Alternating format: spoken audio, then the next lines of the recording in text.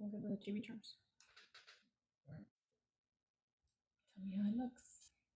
Hello, hello. Oh, I think I see Maria. Hi guys, welcome in. I'm trying something new. I hope everyone can see me.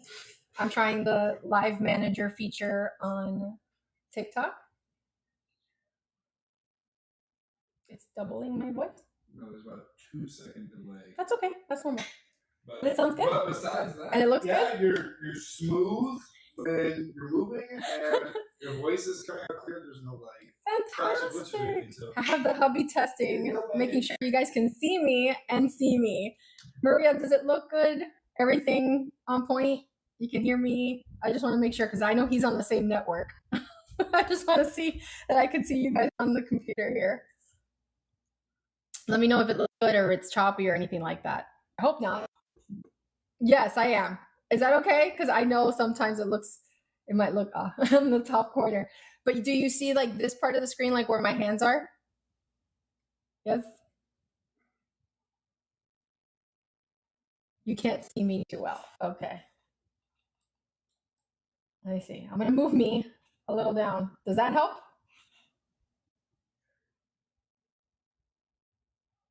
We're testing a little something. Awesome. All right. So hopefully you guys can still see me. Hello, hello. Welcome in, y'all. All right. We're trying something a little new here I'm using TikTok Live Studio on my computer, as well as using my phone to share with you guys. But we're going to do some creation today with the SnapCharm system. And for those of you who are new, hello, my name is Sasha. I am the creator of the SnapCharm system. That is the system that you probably may or may not have seen on my page, where you have interchangeable characters for your bead pens instead of having static pens. Hi, sweetie. How are you guys? Welcome in. And so what I'm going to teach you guys to do today is how to create a collection series from the start. And we're going to use typical inventory items that a lot of us have. Such as our, stash of adorables that you've probably purchased, and you're like, how do I, build this new series and get all of these adorables sold that I've purchased? And so I'm going to show you guys how to do that with the SnapCharm system. It is super simple, super easy, probably one of the easiest things that you will have, and it's something that will start moving your inventory along. And creating the opportunity for you to sell higher priced items because now you're selling a collectible. So keeping that in mind, I want to make sure that you guys are aware of what we're doing here. And I'll continue repeating it throughout because we're going to have people jumping in and out of the live. But I'm going to introduce you to the Creator Starter Kit, what it includes, what it's all about. And then that way you guys can understand how the system works, how you get from having a standard collectible style topper and create that interchangeable topper that doesn't fall off. Your pen can fall, you can sit there and write, nothing's going to fall off as long as all the application processes are done as we train you to do.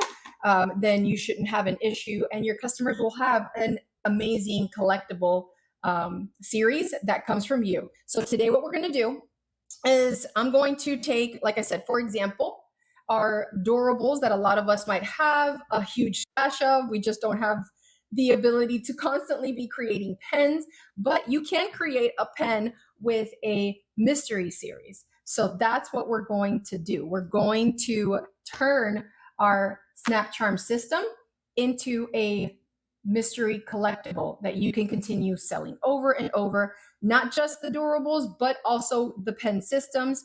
And I'm going to talk to you about one of the topics that I covered with my Charmy Army Insiders on Tuesday, which is how to take something like this and turn it into monthly reoccurring revenue that you can actually predict with your sales. So let me introduce you to the Creator Starter Kit. This is for the Chibi SnapCharm system. The Creator the Creator Starter Kit. It's actually pretty cool. It doesn't have all of these multicolors in as a base. You're allowed to pick your base color for your character stands. So the character stands, I believe it's 11 different colors now that we have. And we are going to be adding some additional color options. But your character stands are made to have that collectible feature, right? So when you are collecting just in general with your business, or with even as a consumer, right?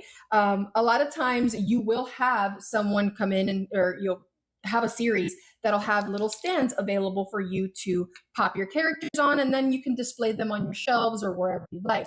We wanted to keep that same premise when it comes to our toppers. I don't want a customer thinking that they just have to leave them lying somewhere, right? And if it's a heavier type of character, you don't want them feeling like they have to leave them on, the table somewhere, or they have to stand them up and hope that they balance out, right?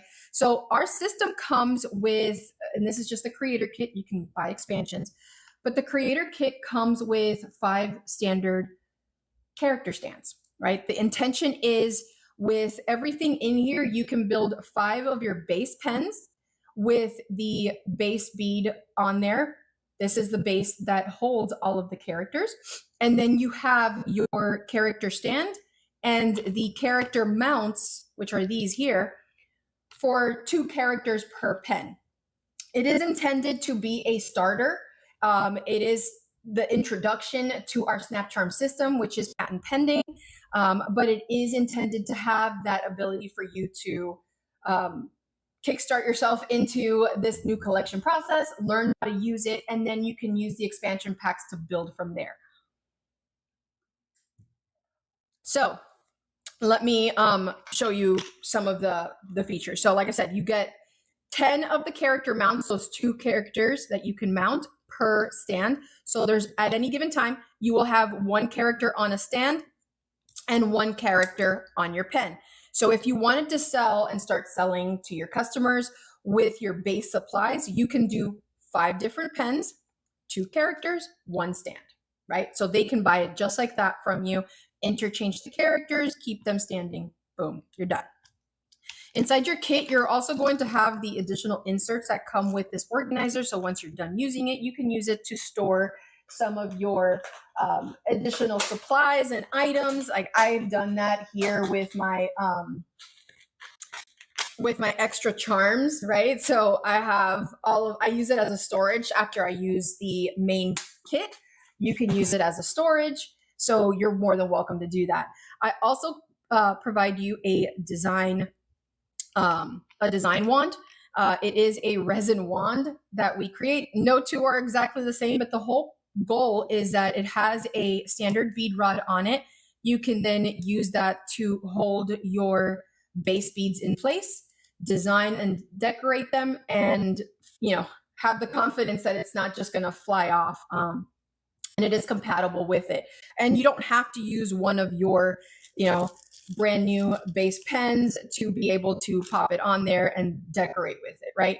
We wanted something, and we wanted to create something that was sturdy, had a flat base to it. So if you're curing it under UV light, if you're using it to, put on a drying rack like what we have with our silicone holders here, you can pop it into that silicone holder, let it dry overnight with whatever glue you're adding, and then move on to the next part of the design. So what we're going to do today is I'm going to show you how I'm going to use a kit. I wanted to showcase a lot of the different color options, and I'm also going to introduce you to some of the other SnapCharm expansions that we created. We have the side mount. That one was also recently introduced with our 2.0 launch. This gives you the ability to expand your designs with your pens to have side mount characters. The side mount works great with standard bead rods as well as keychain bead rods. So here we have one of our side mounts that has a flat charm, and now you can actually add this same system to your keychains. So the next one that we introduced as well was the flex mount. The flex mount is simply a base that we use, and you can apply it and adhere it to anything. So here I adhered it to one of our base bead hearts, And so we have here the flex base here. We do have different color options that we provide you with, and it does have the rhinestone trim on it. And so the goal is, if you wanted to put this flex base on a badge reel, right? If you sell acrylics or you sell flat charms, you can still do that, and then give your customers the options to interchange their keychain designs with that with the side mount SnapCharm and the flex base. So you guys can start selling collections that expand beyond just the standard bead pen, right? Some of you do keychains and bead pens. Some of you do keychains, badge reels, and bead pens. There's an unlimited use for these, right? And so our system expands that. We are going to be introducing soon holiday base beads, meaning instead of it just being a round bead, we do have base beads that are going to be centered around different holidays, and there will be options for that. So that's coming soon. We are preparing for that launch as well. So stay tuned. There's lots more coming. We're going to continue expanding for you guys to be able to share these unique creations with your customers. So cool part is, like I said, these are all interchangeable. And with all of our base products, you can interchange it to have it work even on a pen. So whether you are selling items that are like, I did have one at one point, I gave it away, but I had a topper that was one of those spin charms, and I put one of the character mounts on it. Anything that is a character mount, right? So that's the base character mounts that go on the characters themselves. That's these little options here. Character mounts go on the characters that need to be removed, right? So that's a flat charm. That can be a side mount, or it's not a side mount, I'm sorry, a flat charm. It can be a 3D type character. It can be something as big as a character like this. This is Oogie here, right? You can use that. Here I have Yoshi. You guys have probably seen some of the videos, but as you can see, you know, we have the characters being able to be interchanged between the items and the devices. And, you know, you have all of your bases on there. So anything that's a base, that's considered a base, can be interchanged with your characters. So it can go on a badge reel, it can go on the pen, it can go on the side mount. So I hope I explained that well, so you guys can see we have a difference between the mounts that go on the characters and the bases that are adhered to any particular bead or base item.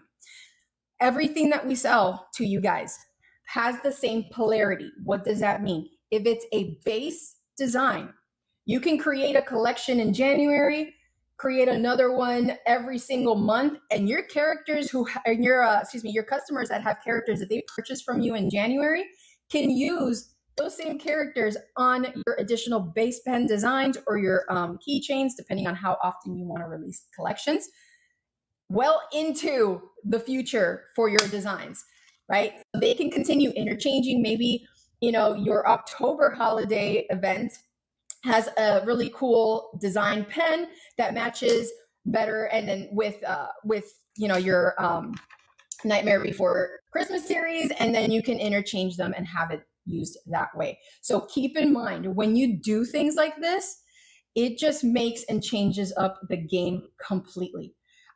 This is one of the biggest ways that you are going to be able to sell things a lot faster, whether it's a base pen, whether it's a keychain set, whether it's a badge reel that has a keychain set, right? Some of you have the badge reels that have the dual set of, you know, of the keychain rods with the badge reels. There's nothing stopping you from doing a dual option, right? You can still do that with this system. So I want you guys to be able to understand how to create them, and then use this to create an entire series. So today what we're going to talk about is how to go through the process of creating it. I'm going to show you how easy it is to get your kit. If you want the kit, it's available on the link in our bio. You can go to our main website. So it's chibicharms.com, and I have everything offered on there. We also have have builder packs, which are, if you know you have a huge series you're going to release, you can buy it in bulk and it's affordably priced. But we also are I'm going to show you how you can turn these into little mystery packs that you can then sell to your customers on a monthly basis, where you can have a base pen of the month for that holiday or that series, or just for that month's release.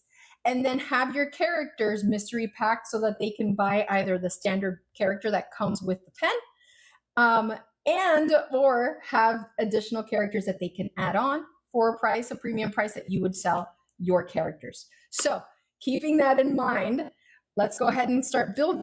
This is one of our base pens. I'm going to show you from start to finish how I'm going to take one of our base, standard pens that you would buy at any of your, purchase locations, like a wholesaler or any kind of vendor. I'm going to show you start to finish how to create an entire series here. I also wanted to, oh gosh, what was I going to say?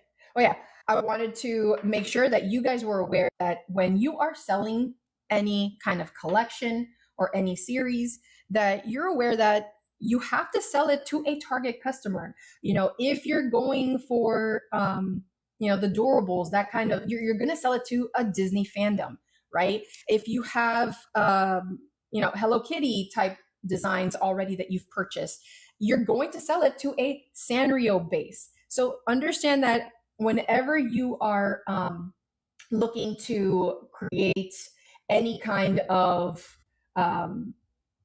collectible series, all of your marketing, all of the aesthetics, all of that whole process needs to be aimed at a particular target market. Let me dock my chat here. There we go. That way I can see everything that anyone's saying. And if you guys have questions, I can see them here in the chat window. So feel free to message if you guys have any questions. But let's go ahead and get started on developing here and creating a full-on design start to finish. Don't forget your base beads can come also in different colors. Everything in each row will have its own color. So your base beads have one set of colors that you can pick. Your base character stands will have one color that you can pick.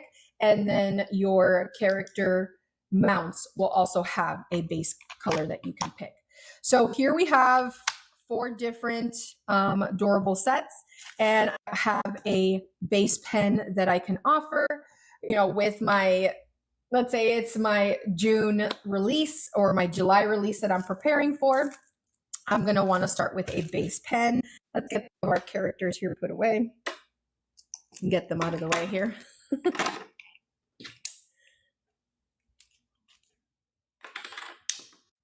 And keep in mind, you guys have the ability to decorate these bases as well. You're not just stuck with one, standard design for it. You can, in fact, pick and choose the different bases that you have and decorate them all the way around. So we're going to go ahead and explore all of that. For my beads on my base pen, I am going to use some of the beads from a pack of beads that we do sell. This is our custom mix of our, what did I call this one? This is our Kawaii Dream bead mix. And so I'm going to pull some beads from here, as well as some of our spacers and items, so that you guys can see start to finish how I create this into a collectible series. Don't forget, if you are new here, hit that follow button, because I will be reposting this TikTok live on my article site. If you don't know what I'm talking about, the article site is posted on the link in my bio. That is where I post all of our reposts, and you're able to then go ahead and rewatch everything. I do include an article link with it, which includes every resource that I talked about. So if there's something that I don't necessarily offer in our shop, but can point you to the right direction, that's where you're going to find those items. So I'll go ahead and include all of that. That does get posted the next day. So if you're here live, welcome. And if you're not, welcome to the recording. All right. So we're going to kick it off with, let me put this here. We're going to kick it off with our base characters, right? So it's always best to start with a flat based character. We are going to start introducing as well new. I already have my engineering husband working on this for characters that have, for example, like Yoshi's a perfect example here. Sometimes they'll have that gap in between their legs, so you can't put a character mount really in the center. You got to pick a foot, and then they kind of look a little off because they're on one foot. It's pretty cool. I like it either way, but I do know that we have some people who wanted to have some kind of base for it. So we are creating a custom base so that you're not having to use your character stands for the bases. But we are creating some that you can actually use that will have the character mount already built into it. And then that way, all you have to do is glue your character on. And depending on, whatever color you pick, that's the base you'll get. But it'll be more conformed to a opening, like, similar openings like this, where you have that wider gap. So we're going to be introducing those as well soon enough here with our holiday bead launch. All right. So we're going to go ahead and create this entire process from the beginning. As always, please go through the training before you use the kit. The training is essential. Why? Because we talk about magnet safety. We talk about glue safety. We talk about, ensuring that you guys have the materials you need and you're prepared before you start creating.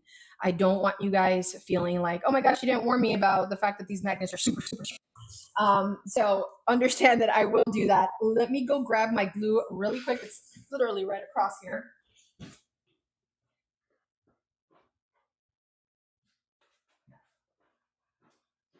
The glue that I will always recommend, hands down, is Aleene's Jewelry Metal Glue. We are distributors of it. It is actually one of the first glues I ever tested in the market.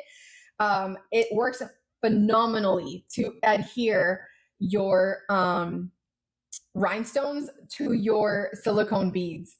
So if you have a ton of different silicone beads and you're like, I spent a ton of money on it, but I can't doll it up, this glue will do that. And I've got plenty of videos showing that. I've discussed it on TikTok lives. So keep that in mind. It is something that you will have access to be able to see or be able to use. And it is in their shop as well. So this is the glue that I use. Your base character mounts, right? These character mounts already have everything integrated. I know our 1.0 just gave you the plain magnet because that was our first iteration of it. But this new one, now it makes it super easy for you to be able to apply the glue onto your character and then just adhere that magnetized character mount onto the base of your character without having to worry if your magnet is facing the right way. So we've got that in place. Let me move Yoshi out of there. We've got that in place. We've got our character mount. We're going to be using 4 different ones. I will always advise keep your extra magnets away from your workspace. They are very strong.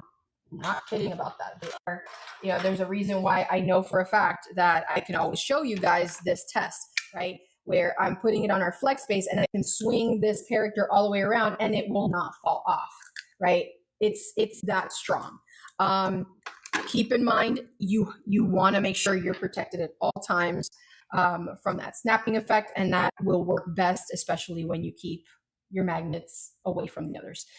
You also don't want it pulling the magnet away from something you've just recently glued, because that could be very frustrating. Trust me, I've gone through that process and I can't stand it and it's horrible. So you're going to want to make sure that for the most part, you do at least protect your designs as you are creating them.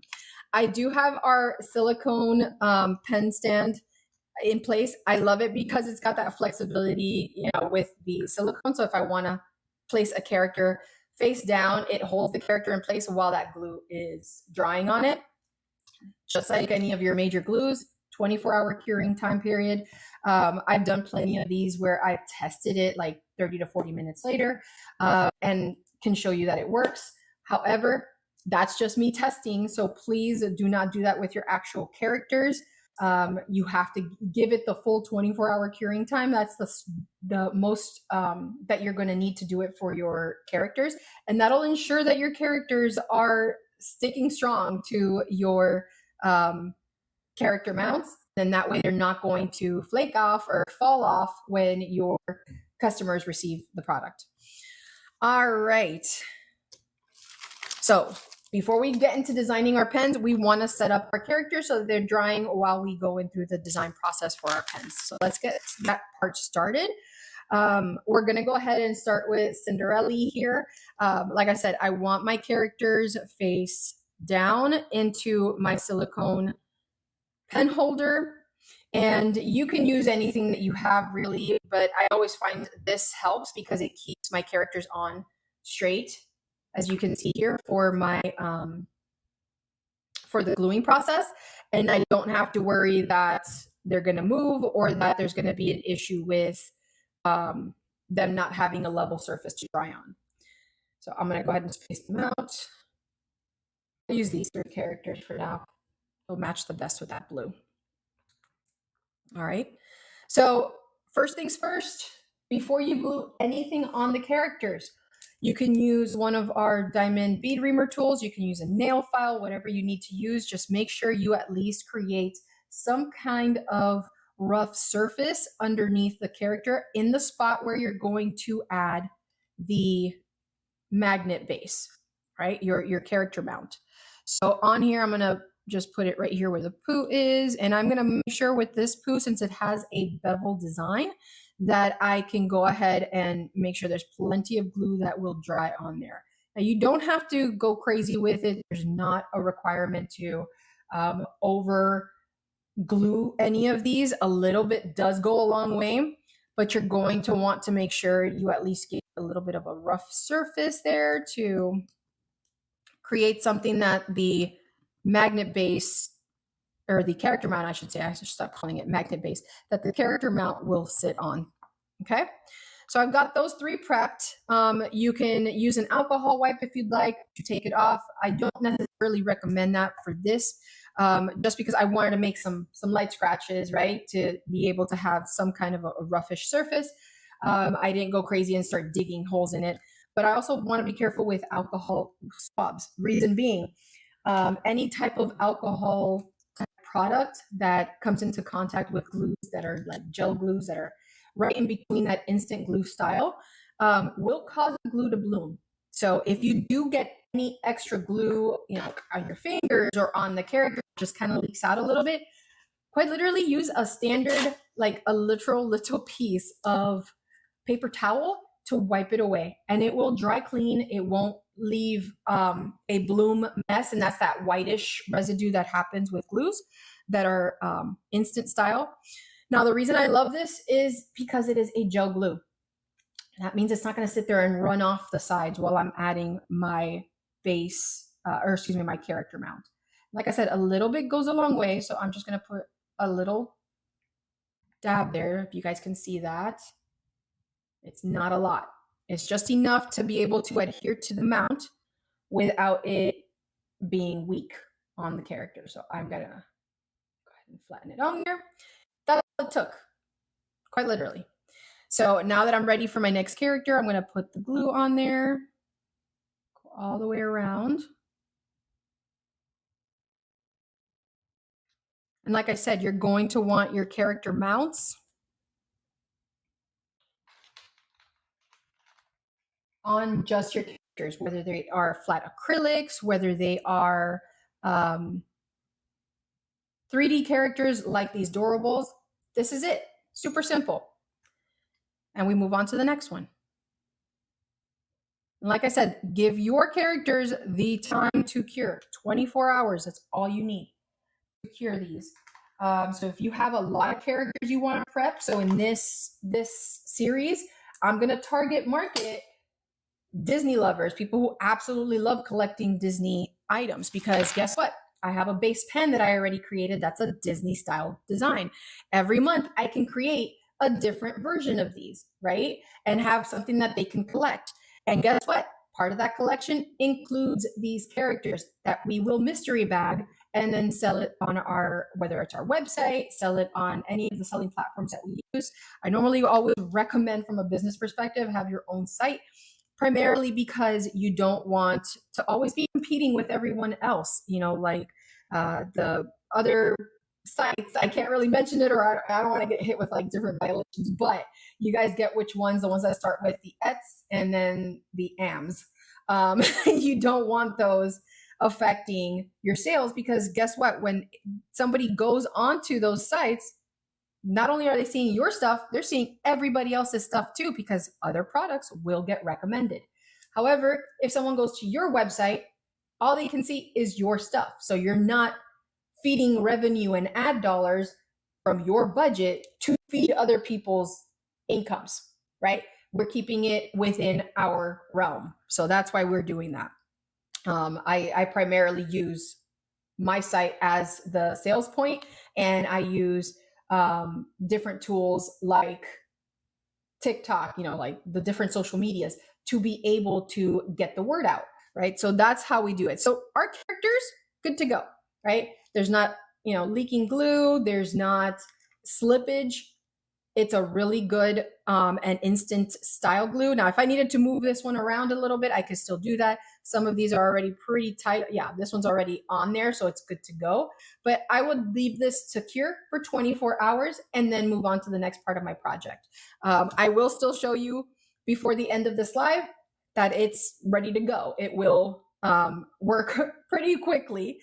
So I am going to leverage some of the other characters that I've designed before to show you the mystery pack portion of it. And another cool, or an important note, I shouldn't say cool note, but it's an important note.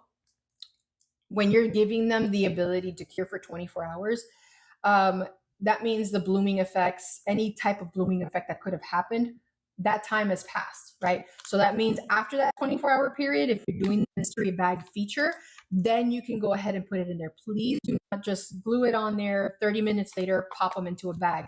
You're not giving those fumes the ability to get aired out like they need to, and it's staying within that bag, and that's going to create a blooming effect on all of your designs. So you don't want that to happen. Let all of the fumes and all that stuff that could happen with your glues get removed out of there, and then go ahead and package your item. Cool. All right, so now for the design portion with the bead pen.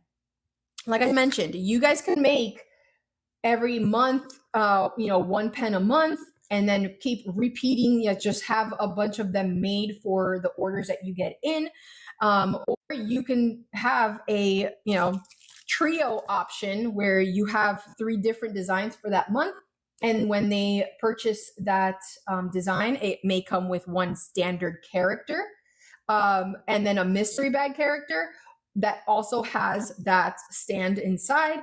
Or you can sell, one standard character with 2 mystery bags already included. Like, you don't have to sell your characters separately. They are a part of that bundle.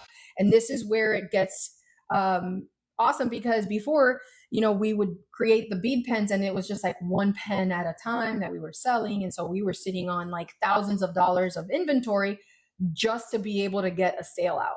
So when you are actively, creating collections, you have the ability to create bundles and sales and monthly revenue, because they can pre-order, they can sign up. If you use sites like Shopify, there are monthly subscription apps that you can use. There are different monthly subscription services that are out there that let you do like a monthly box, and people can sign up to that. I think Cratejoy is one of them. So keep that in mind. If you ever want to get into that monthly revenue model, that's how you can do it. So that way you can start getting your products out there, and then all your job is going to be is to get on social media and make videos and show, the content that you have, the products that you have to offer, and then let them know, click the link in my bio to get it. Go, XYZ place to go get them, right?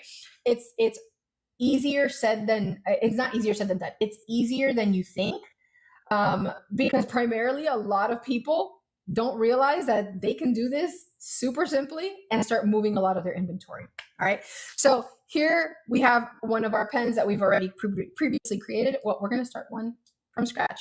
So you're going to have probably quite a few of these tops available because we don't need them for this system, the SnapCharm system. You're going to use or keep your 72 millimeter rod if you have a larger character. I always have a rule of thumb. If you have a larger character, use a smaller bead rod design. So the standard 72 millimeter that comes with your bead pens, use that. It balances the pen out evenly. It works great with your design, and it doesn't look overpowering on the pen. This is our longest bead rod. If I were to have Oogie on there already, I can feel the shift in that balance of the pen. However, if I was using something like Adorable, they're a lot smaller. It's a lot easier to write, so I'm not feeling the pen weighed down by the shorter or the smaller character. With our SnapCharm 2.0 system as well, these can hold characters that are up to 1 ounce in weight. So the character won't fall off so long as you're using the SnapCharm systems. That's our mounts all the way to our base beads, and you're using that system in place. Please do not try to, I hate to say the word cheat the system, but try to do your own workarounds with standard magnets you're going to find in the market. It won't work. So I'm going to use, since we're using durables, I'm going to use our 117 millimeter bead rod. And then I also wanted to show you guys, if you have like medium to larger size characters, you can still also use the 97 millimeter. So there's the 3 that you can purchase and have just as a range of bead rod options. And these are all offered on our shop. So for this one, I'm going to go ahead and keep it uniform to the other pen that we designed. And this one, I'm going to go ahead and use the 117 millimeter. For all of those other pens that you have, especially if you have base pens where you bought the 117 millimeter one, keep your 72 millimeter rods, okay? Because if you do have those larger characters, they will come in handy. All right, so let's go ahead and get our rod in place. Like I said, I'm going to use our Kawaii mix to do a design on this one. And you guys can use any of your, beads that you have, any of your designs. I also have some of my additional little charm mixes and things that I, have in the shop. You guys probably have a ton of that stuff too. Use what you have first. It's always important to do that. So I'm going to start leveraging some of these to see what looks better. This is all part of that handmade design process. Oh, yes, sweetie. So there is you've got the 72, which comes standard with your pens, right? 72 millimeter. Then you've got the 97. Let me move these out of the way. So 72, 97 millimeter, and then you've got your 117 millimeter. Rule of thumb, the bigger the rod, the smaller the character. That way it doesn't throw the balance off on your pens. Yep, 72, 97, and 117. You got it. So 72 typically, like I said, comes standard with your pens. 97 and 117 are the ones that are just the extenders. So fantastic. Yep, those are the 3. And we still offer all 3 versions on our shop, but yeah, those are the ones that you're going to want. And so for this, since I'm doing a Durables collection series, I want to make sure that I'm using the longer rod, especially if I'm introducing this to my customers as a collectible series. I want to keep that collection uniform throughout, especially with those, oh, you're welcome, sweetie. Especially with those designs and the characters that you're using. Keep them all uniform with those collections. All right, so let's start with some design options here. Let's see. I do like to have always like some kind of like a base here, something that'll, I know we have the rhinestones in place and all of that. Hi, Nina. Welcome in. But I always like to, create some kind of like a base here or something like that. If I can. These little flowers here, we're going to have them live in our site tomorrow, but they'll come in different colors. And I love these because you can use them with, any of your beads and your base designs. They just bring out and highlight and accentuate any of your standard beads that you might have purchased. Let's see here. What do I want to add as a base? Let me break out all of my Kawaii Dream stuff here. Let's see here. I think I'm gonna use here. Let me use this one. This is one of our hand painted beads that goes on there. Whoop. Oh, I have one of our little. There we go. Have a little bead stuck in there. So you can do something like that. If you have something fancier or more blingy, you can do that. It really is up to you. It handles all the way through, I believe, 22 millimeter beads. So you can actually put that in one of those, and you can decorate your beads. Guys, this is normal standard stuff, just like you would if you were designing any kind of base beads pen that you're doing, with the difference being that at the top you're going to add your base bead, your Chibi Charms base bead, to then be able to do that magnetic swap out. So this is what we're going to do from start to finish, which is using that creator starter kit to create the entire system here. All right, so let me put this one over here on the side. All right, so let's go back to designing. I did pick one. Let's see here. We're going to do our hand painted. Let's get a cute little option here. And by the way, with these, you can sit there and put like rhinestones, all sorts of really cute stuff. Oh, Nina, welcome. I'm so glad you're here. Well, I'm glad you're beginning here because you're going to get to see the Chibi SnapCharm system. We have our patent pending creator starter kit and all of our expansions out, but basically it's going to help you turn any of your designs into a collectible where your customers will have the ability to swap out characters. It still works just like a normal pen, and you can apply it to things like your keychains and your badge reels and everything. So I'm going to show you guys all of that, but we're creating our base pen here. I have a spacer on here, and then we can continue on and do any other super cute designs. We can continue with here. Actually, I'm gonna do what I want. I want the fuzzies. Okay, so I'll do one of these, but yeah, I will need. Let's do a bubblegum bead.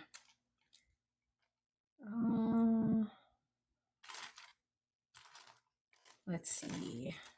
Well, before we do the bubblegum bead, I'll do they call it textured mirror because the word disco doesn't fly. Oh, Nina, yes, it was. So that is our system, sweetie. So I'm going to show you guys how to take the Chibi SnapCharm system to create those interchangeable characters that you can sell to your customers as a collection. So as you're building your series, yeah, you'll be able to sell collectibles. And I'm going to show you how to turn it into a mystery bag collection before the end of the show. So right now I have 3 of our characters, our adorable characters, drawing with the character mounts. And then I'm going to show you how they snap on, snap off, do the whole process. You guys can decorate, by the way, these bases, as well as the character stands that come with our kits. So all of those are decorative. You can decorate them, doll them up to match your specific aesthetic. All right, so let's go ahead and get some more in here. We'll do a cutesy heart. And I'm just spitballing here, y'all. If I had more time and stuff like that, I would definitely continue doing other really cute designs, but we'll do 2 cute hearts. We can even do a cute little Mickey TV here with the blue to accent the blue.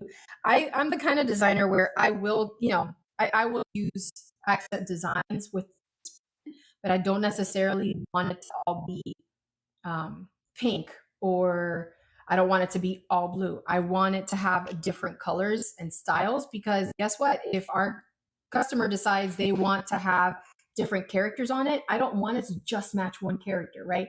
I want them to have the ability to interchange different characters because they feel like they want a blue pen that day, and then they find characters that have the blue bases or blue highlights on their designs.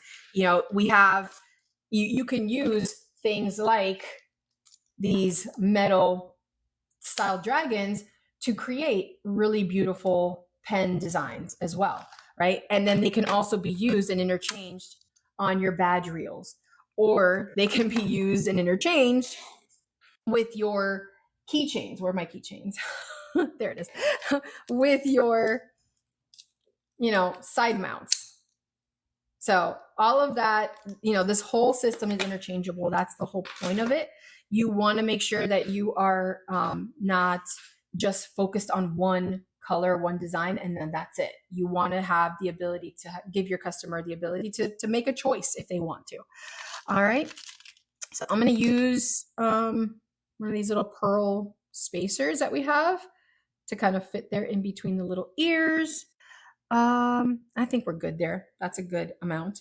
All right. So now the next step, once we have our base pen in place, you're going to adhere the magnetic base bead that comes with your kit, right? So depending on whatever color you picked, that's what you're going to get. So in this particular kit, I'm showing you the clear acrylic version, but we also have a multitude of colors that you can use. They already have the system built in, so you can pop it on and then that way design and decorate with it. In this particular example, I'm going to go ahead and use the clear acrylic. That way you guys can see the whole process start to finish. All right, let's move this out of the way. Now, you're welcome to glue that magnetic base bead in place. If you don't want someone to ever remove it, that's up to you guys. You don't have to. We do make these so that they stay on there really strong so that even your beads themselves don't technically move. But sometimes, you know, we want that extra security blanket, and that's fine. We can do that. Now, the cool thing about our magnetic base beads, especially the acrylic ones, is I've done some designs where I think I have videos where I've shown you guys the different design options you can do. I've used UV gels on these, like for our Mario series. I used the UV gel paints to decorate and create like the Yoshi egg design. So that was an option that I did with that one. You know, with like our Rainbow Bright, I put the different rainbow style rhinestones all the way around it. You can even use our creation tape. Like we have our palette of creation tapes that we created. So you can sit there and use something like the Dreamscape, which has a really cute blue that can accent your pen, right? So in this case, we're going to use the blue from that. Now I think I have one here. Yeah. All right, so we can pull that out. And if you want to keep it simple, these creation tapes are great for that because I could literally just tape it all the way around. I don't have to worry about sitting there individually rhinestoning anything. And it is, I know some of you are like, hey, I know there's like a little learning curve. It is because you're using tape, right? It's tape. It's got an adhesive backing to it. Yeah, so this is our creation tape. This is the Dreamscape palette. And you get a yard of each color, but it is easy to design. Now, if you want to add your base pen and then decorate while it's on your designed pen, you can do that. I always say if you're going to use any kind of glue, don't immediately don't immediately put that base in there and then screw it in, because then, you know, you might, if depending on how you design or if you're new to this, you might get some glue or some kind of paint or anything on beads. So that's why you want to use the design wand when you're using this, because it will hold your base bead in place so that you have ample design room around the bead to design, right? And then once you're done, you can take it off, pop it onto your pen, and your design is complete. For this case, because I'm using the creation tape, and this is from, like I said, from our Dreamscape bundle, we can go ahead and just start putting that all the way around. It does have 1.5, or excuse me, no, 2 millimeter and 1.5 millimeter rhinestones on it. I will start at the base of it. And this kind of tape, like I said, it's not hard to use. It's just a matter of making sure you're coordinating here correctly with your hands, right? Because one side you have to peel and have that ready to go without it adhering yet to your design. But you also want to move around the design so that it's covering the base portions that you need. Now, with this tape, it is flexible. You can move it around to where you need it to go. I can move it around. I can then pivot, or I can pull. So if I feel like, okay, that's a good stopping point, I can go ahead and separate it. I keep my hand on where I want that cut to happen, and then I pull.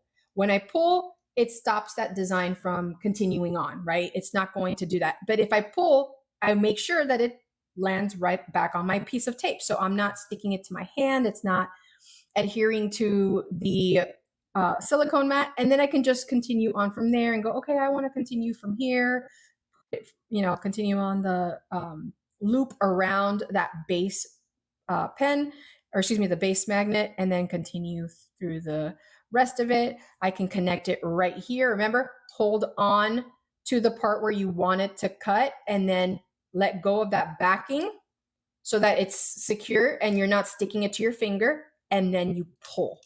When you pull, then you can just press and there you go. So it's not hard to use it. It's just a matter of making sure you're taking your time when you're using this kind of tape. And whether you got it from me or you got it from anybody else, it is not hard to use. Like I said, just take your time. If you have little gaps like this, same process, just kind of pop the tape in where you want it, and then put your hand in place where you want to secure it, where you want it to break. Let go of that backing tape so that it's holding still, right? It's protecting the adhesion of the rest of the tape, and then you pull, right?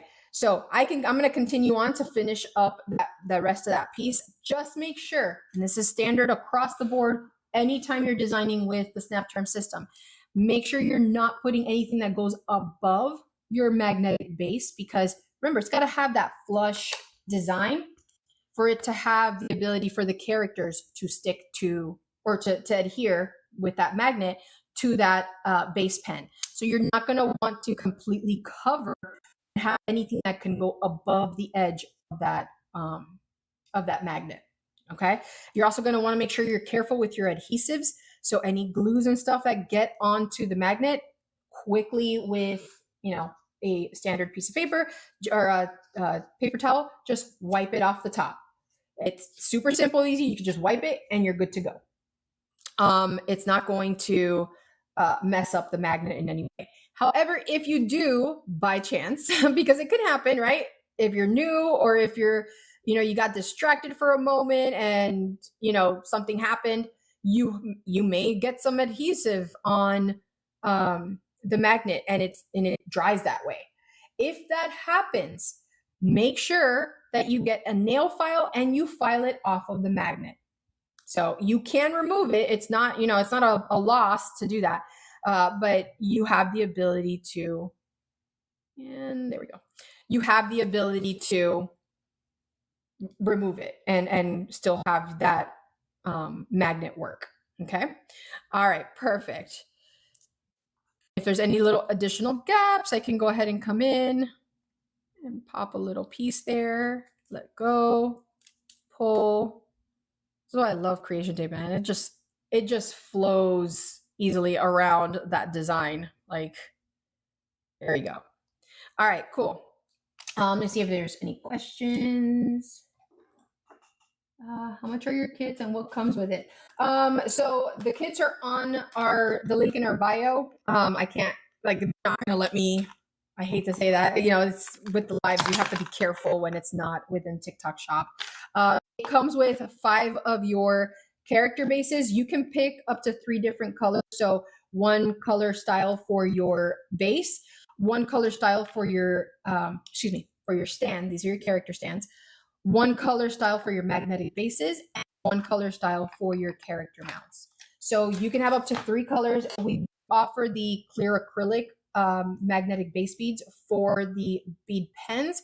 They are the only style that comes with that clear acrylic. But for our, let me go over here so I can share with you guys everything. If you go to the homepage of our site, at the top of our site, there is going to be a section called the SnapCharm collections. And that's going to literally show you everything, all the different options, from the side mount that works with keychains and with your base pens, all the way through your flex base designs. Okay, so there's different prices. It depends on what you want. As far as the creator kit, that one's standard. So that one is $28, and it comes with all of those options, including your design wand and the additional spacers, obviously, that come with that kit. I don't want you guys not being able to reuse that container. So you'll be able to go back and use all of the spaces for any of like your little charms and stuff once you use up your kit. But you will have the ability to create 5 of your base pens, because it will come with 5 of the magnetic base beads, and 5 character stands, and 10 of your character mounts. That way you can actually sell a pen with a stand and 2 characters that already have, they're ready to go. I always tell everyone, no matter who you are, when you're selling your items, whether you're doing a standard pen or you're doing something like this, show, don't tell, right? What does that mean? Well, people are more impressed when they can see how something works without you having to tell them how to use it. So if I go to a show and I'm showing off how this works, like if I'm at a craft show or if I'm doing my videos, I'm not going to sit there and go crazy talking about all of the things that this thing can do.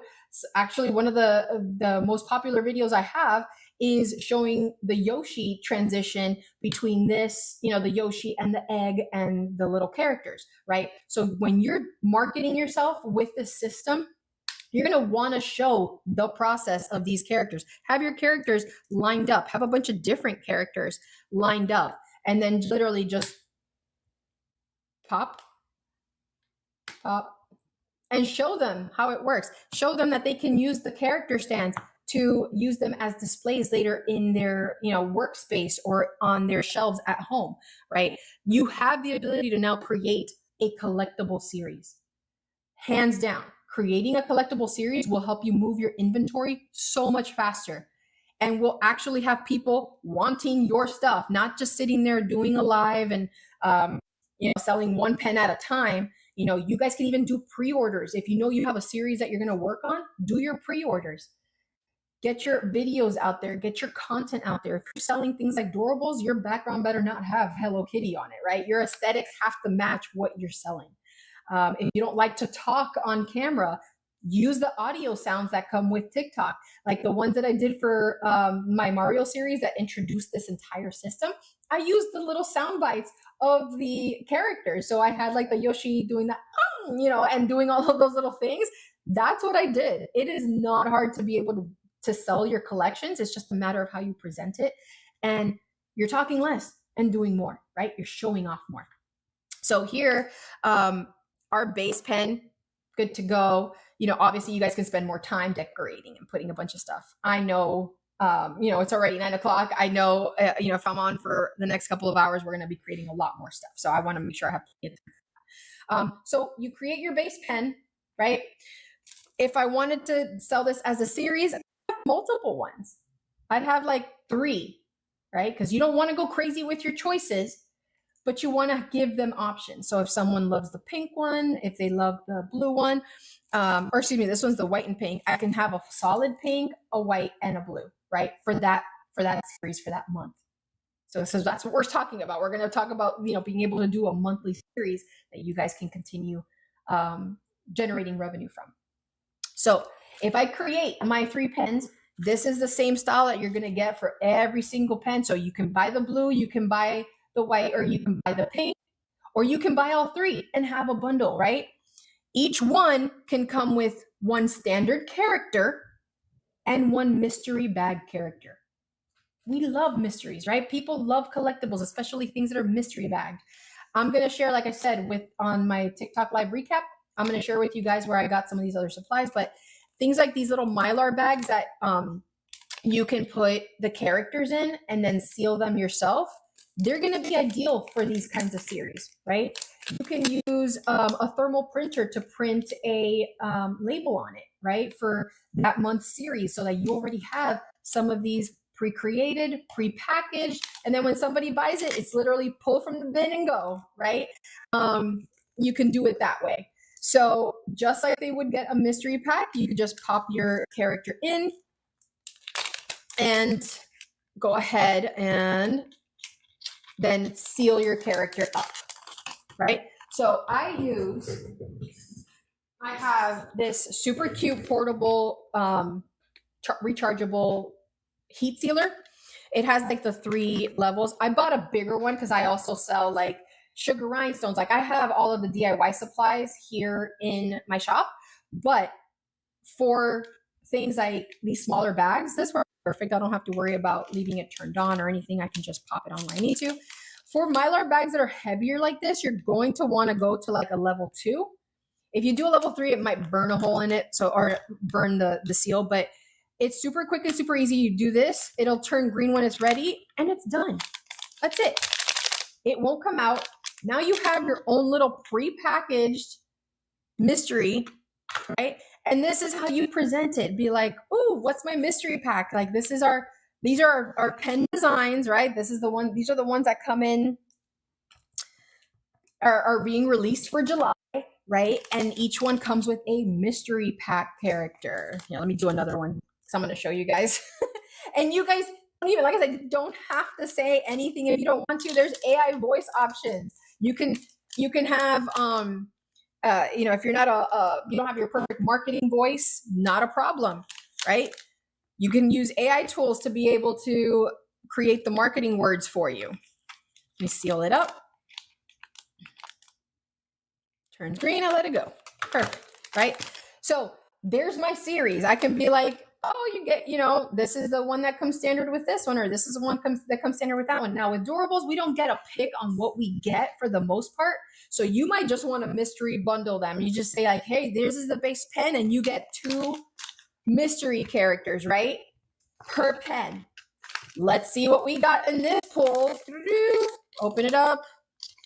Oh, we got this character. Look how cute that looks. And then you start doing your writing. Oh my God, I dropped my pen. Show it. You don't have to tell. Show how cool it was to do that. And then inside your bags, right, depending on if you're going to sell automatically every single character with a character stand, because we do have the character stands, you would package it with a character stand. Here, let me do a new one. So, and don't forget, you can decorate your character stands, y'all. You don't have to leave them plain. So what I would do is I would include a character stand with every character, right? We don't know if they bought a different pen from us at one point that has a character stand already on it, and they might want to continue increasing their collection, right? Character stand, character. Seal my bag. These by the way work great with durable style the durables, because they are small enough to fit a durable, but also perfect to fit a character stand. So in my little package, right, it's sealed, ready to go. I can go ahead and sell it as a 2-pack with my pen of the month, pen of the week. Do it however you guys want to. I'm just trying to show you guys how you can build an entire collection system and have plenty of content to share with your viewers. It's going to increase your sales. It's going to increase your followers, because they're going to be able to use this system to collect what you have to offer. Not everybody has the same durables. Some of us have more expensive durables, right? Have that be your upgrade, right? That's your super, deluxe mystery bags. You can have your standard characters with that, right? But you might have characters that are very valuable. Price it accordingly, right? If you have characters that are all between $7 and $10, you're going to want to make sure you're pricing them to the right price, because they're going to be collectible durables that you're going to have on the tops of these pens. So that could be the upgrade character bundle, right? Lots of ways to do this. Lots of ways. And I consistently give you guys this information on our weekly calls. We do weekly calls on Tuesdays with my Charmy Army insiders. For that article site, if you go to the link on my bio, there's 2 links at the top. You can shop the studio, which is all of our studio options. And then you can also go to the studio, which is that Substack. So on Substack, you can get a paid membership. It's $8 a month or $80 for the entire year. And I talk to you weekly. Like we literally sit at times 2, at times 3 hours, and we talk business. I've done lives where I walk you step by step on how to set up your Shopify site. I walk you step by step on how to use tools like Repurpose.io, which gets your content from TikTok and pushes it out to all of your different social medias. So you're not having to post 50 videos in 50 different platforms, right? It's just the one and goes out to everybody. So I teach you guys business as well as creatives. It's not just all artistic stuff. Anybody can come in here and teach you guys how to artistically create something. But the business is what matters, because if you have a lot of artistry, but you're not making sales, that's not going to be a business. That's a hobby. So I'm going to teach you guys, and I've been teaching you guys how to take this beautiful craft and turn it into a profitable business. And with this system, it just helps make it that much easier, especially for a lot of us who started out in this industry impulsively buying all these beautiful beads and toppers and designs. And then we were like, oh my God, how do I sell all this stuff? Everybody else is doing the same thing, right? So keep that in mind. This is the thing that's going to help you stand out, and how you push your content out and how you push your information out is how it's going to sell. So here I have my base pen. You can pick one of the 2 designs, or if I have 3, I can pick one of the 3. And it comes with 2 of our, our picks of the month, like 2, not picks of the month, but 2 of our mystery bags. But hey, you can upgrade to our deluxe bag, which has a rare durable in it, right? And then have that as an upsell item on your website. Like I said, lots of ways to do this. When they get it, right, you're going to have your package all set up. Make sure you have, your packaging in place and everything so that it matches your brand. I always mention, and I didn't have them on here, but I always mention to you guys, you want to brand your work. And let me show you what I mean by that.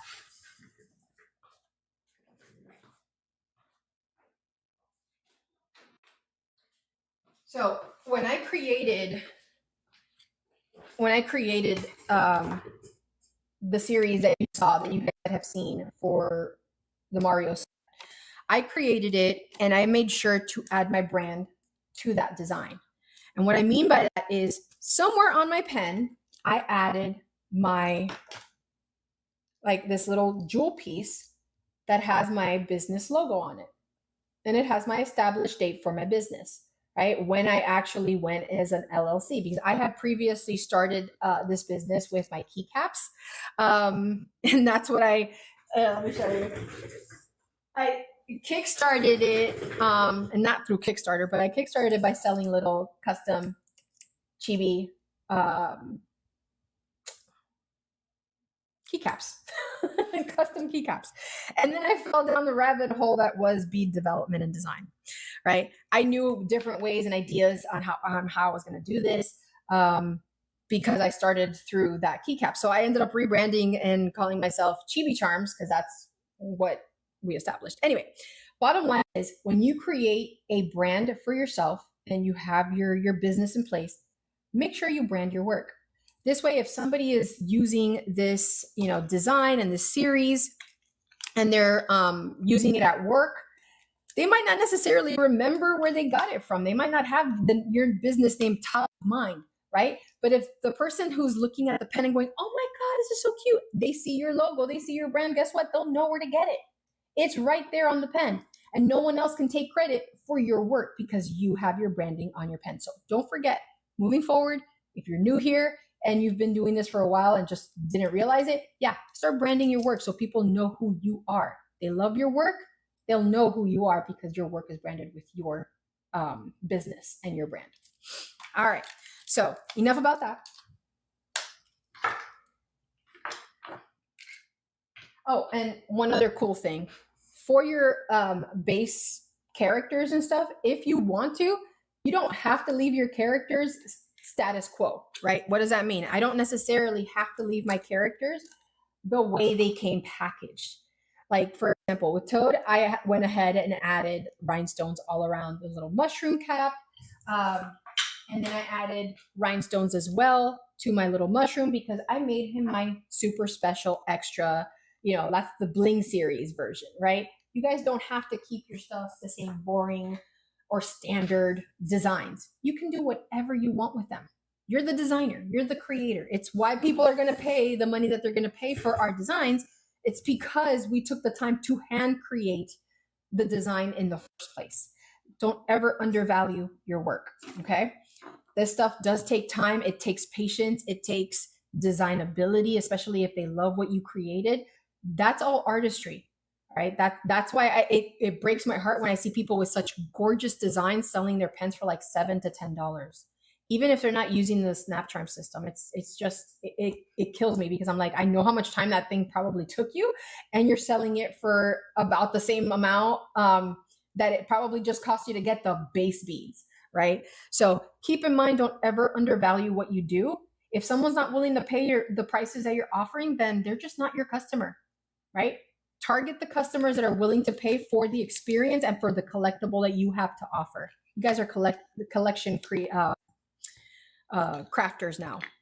And yes, I did come up with that term. So you all are collection crafters moving forward. All right. So when you present it and you've got your little mystery bags with your items in there, make sure you're presenting it from the experience of, or the point of view of the customer, right? Have a package, like unbox your own stuff.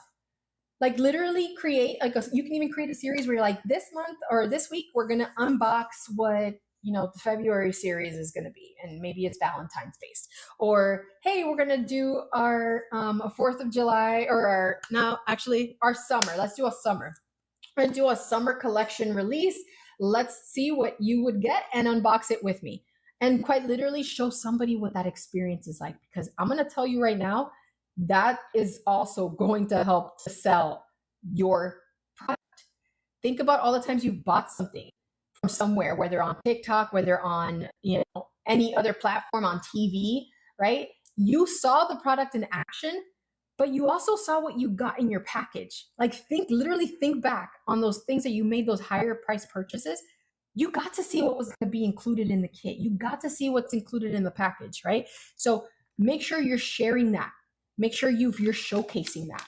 So if I'm going to do it, I'm going to, have my pen and, show it off and be like, oh, it's missing something, and then open up and show what they're going to get.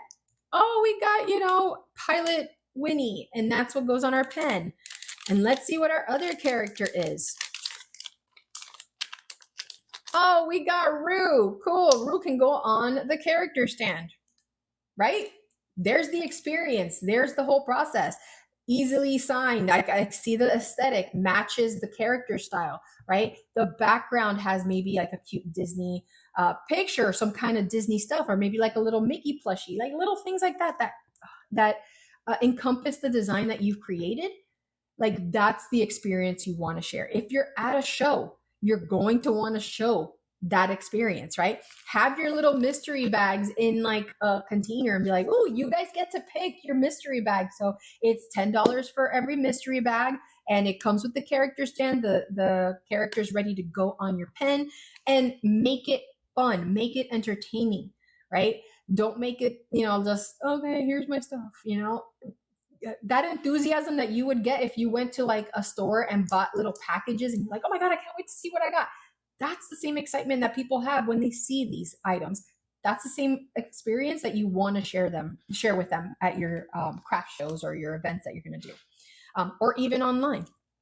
All right. So here, start to finish, you have your base pen, you've got your characters, your character stand. That's literally one of 5 that you can create with the SnapCharm system. So like literally, I can create all of this with just this one. And I can do 5 of them, not just the one. So when you're launching, or if you're new to this, or if you're testing the waters to see like, do people really want my collection? Create a prototype, get your style in place. Make sure your aesthetics are on point with your videos. If you're doing this at a live craft show, you're going to want to showcase what it can do. Have your mystery, if you're going to do the mystery bag idea, do the mystery bags, have them prepped. Have a container where you have one with a character stand and one without, because technically they don't need 2 character stands if all they're buying is 1 pen and two characters, right? They only need the 1 character stand. Separate them out so that they have to pick one from bucket A and one from bucket B, right? Options. And if you have one of those that is that extra special design, then they have that one with a character stand already in place, and then they pay that premium for it. Upsells are there. You guys have the ability to make this a super successful business. And I knew that we needed something in this industry that would change it up completely. It wasn't your standard, 1 character to a pen. You want to be able to get a lot of your inventory moved and out the door so that you can continue investing into new designs and ideas, right? Even eventually create your own. So there's that one. All right, we put the glue and everything on our characters about an hour ago. Now, like I said, under normal circumstances, I do not recommend doing this at all because I want you to have the full curing time.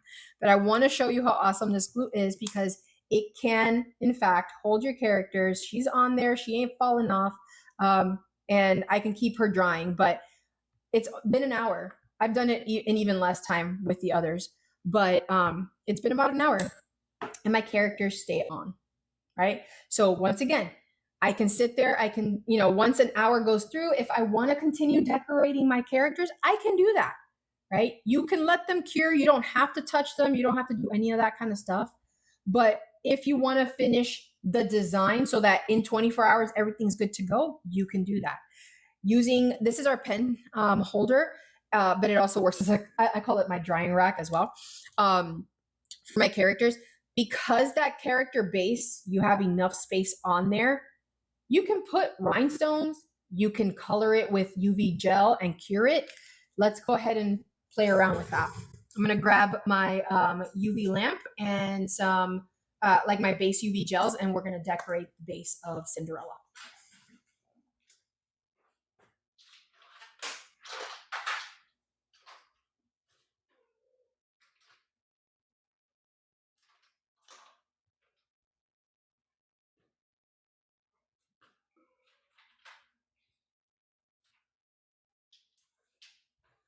All right. So for your UV gels, just like you would do for your nails, you're going to want a base gel foundation so that it holds the actual color in place, and then the top coat to finish it off. Please be careful when you're using these kinds of items with your characters. If you need a thinner brush, do that. A lot of these, sometimes they go out a little bit more than expected, and you don't want it getting all over your character. And if it helps, use some painter's tape around the base of the character so that they don't get damaged. And then that way you're able to design without hesitation or issues. I will be using one of my, where's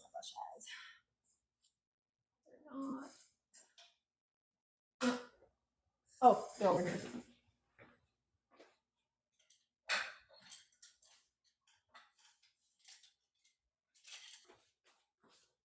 So I have different brushes that I can use for different designs and stuff.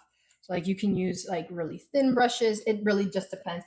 I love making my own nails, so I have all of those items. But if you don't have this, stick to rhinestones. You don't have to sit there and go buy a bunch of UV gel stuff.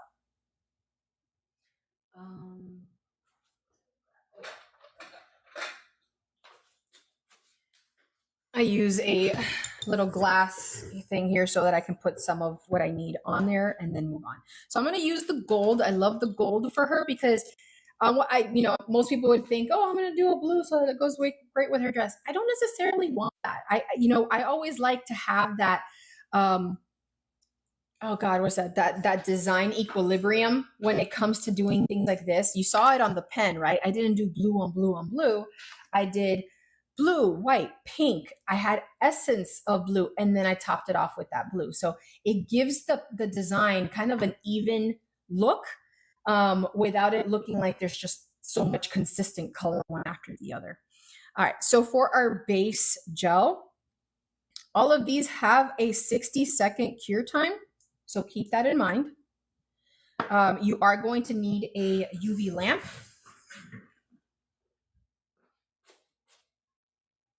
There's different ones you can use. I'm just using one of my portable ones that I have that just makes it super easy for me to cure in the light and then move on. I don't necessarily need to have this go under my big UV lamp. All right, so to start, we need some foundation. Let me pick a thicker one.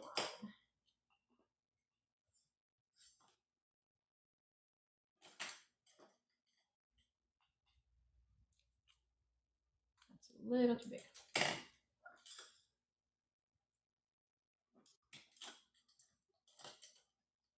I might do this one. Just want to go. Yeah, we'll do this one. If you have brushes and they feel a little stiff, this is the one and only time I'm going to tell you have fun with your alcohol pads. Don't use them with your characters. Remember, they're still curing, right? This is not by any means, recommended that you use alcohol with them because that will still cause blooming. So only use the alcohol wipe on your stiff pens to clear them out, let them air dry a little bit. And then grab some of that foundation and paint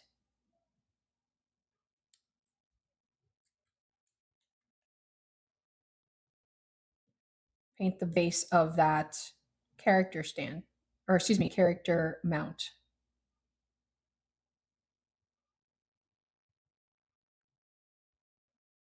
And this is just the foundation. This is standard if you're ever designed your own nails or you've painted your own nails with UV gels, you know that you need the foundation, which is what sticks the UV gels to the color to your nails, whether you're using it on your own nails or you're using it on press-ons. All right. UV lamp. I'm not going to put it directly under there because I have actual UV gel here, but I am going to cure it for 60 seconds.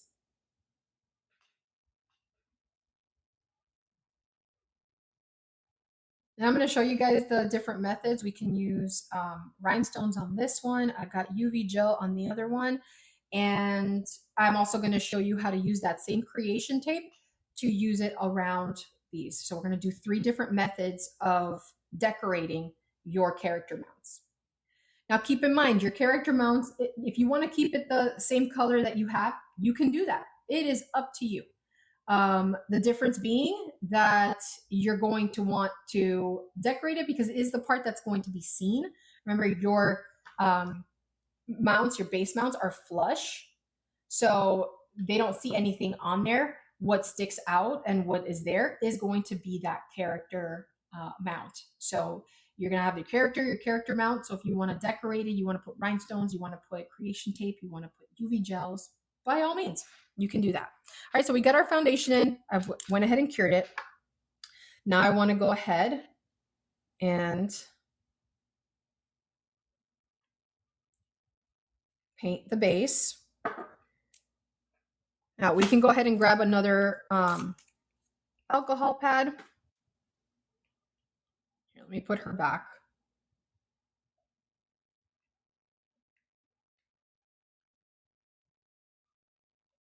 And that's cured. So even if I were to touch it, it's not gonna, rub off on my fingers. You can take the foundation or the foundation base gel off, let that dry a little bit, and then use the gel paint.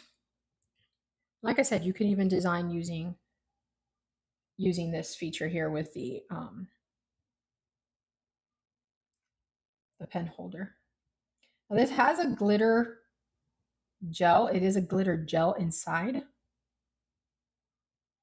Almost like I want to say it's like a glitter or a gloss. It has like a cute gloss design to it. And by all means, just like you would with your nails, if you want to add rhinestones, like little pearls, you can do that, y'all. There's no restriction, none, when it comes to the designs and the creativity you have with these. So and I definitely will explore doing that here with this. If I want to add cute little pearl accents that go above, on top of the top coat, I can do that. You guys can do that,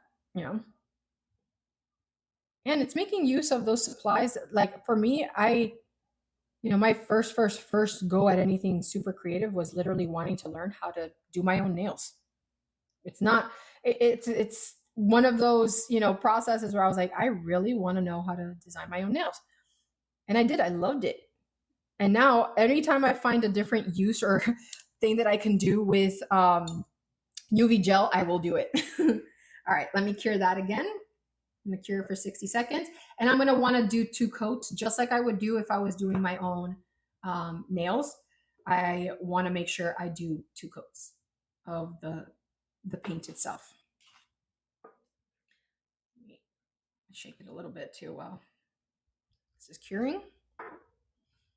If you guys have any questions, feel free to message and let me know what your questions are. If you have any ideas that you're on the fence about, or you have any business questions around bead crafting and collection crafting, I can definitely help answer those.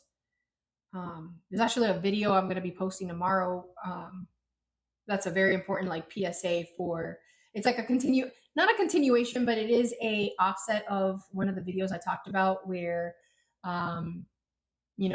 it's important to understand not only the seller side of the business, but also the customer side of the business. So I'm going to be sharing some really good information on that topic. And I'm also going to share some inside, awesome video clips from Tuesday's live that we did with my Charmy Army insiders. So that's going to be super important as well. Okay. I think we're good here. All right. So like I said, we want that second coat. So I'm just going to get a little more paint. And that'll close any color gaps or any, base, because when you're doing these kind of paints and stuff, there's always those little gaps of color, and because it's a little lighter, it's like the first coat that actually goes on after the foundation. So you still see a lot of that background. Like for me, I would see it when I'm doing my nails, I still see the clear acrylic background. Now, if it's intentional, fine. But if it's not intentional, I don't want to see all that see-through on my nails. Okay. And it matches beautifully with her yellow hair, or blonde, I guess. So I'm going to cure that again. And then the final thing, we're going to finish it off with some top coat. It doesn't really matter which gels you guys use. I love the Beatles series, as you can tell, because that's literally all Beatles gels. But I always separate the paints that I use for my nails with the ones that I craft with. So make sure you do that. If you're going to take anything that you've used on your nails and use it for crafting, it becomes the crafting side of things, right? You're applying it to plastics and different materials that you may not necessarily want getting transferred back onto your actual nails. So don't ever cross-contaminate your supplies, especially if you're using things that you use on your nails. Okay.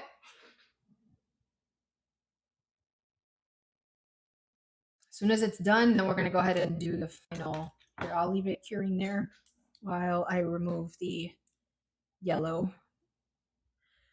We're going to want to make sure we clean our brush before we apply the top coat. Go ahead and clean off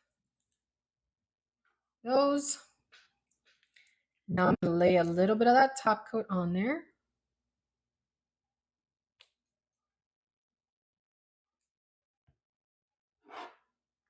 All right. And just like before, go ahead and apply it. Be careful with your design underneath. Like I said, you guys have the ability to put some painter's tape if you don't want to damage the underside of the character. You can even paint it before you put it on the character. It is up to you. And by the way, to do that without, just holding it in your hand, take a, here, I'm going to show you guys. Take your design wand. Take your design wand, right? Use one of your magnetic base beads.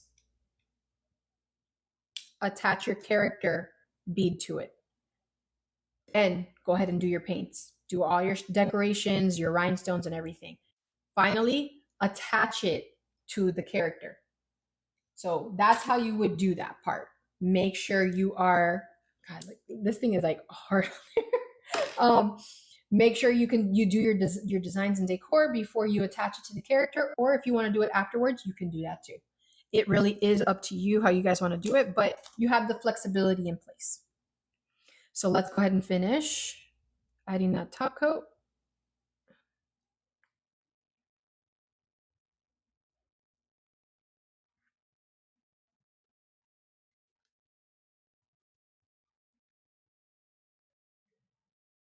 And like I mentioned, after this, we can go ahead and add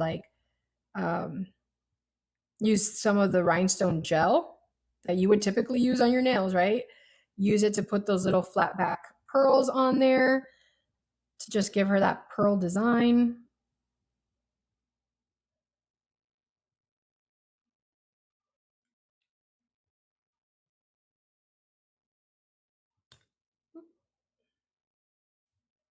No, get a little more of my top coat.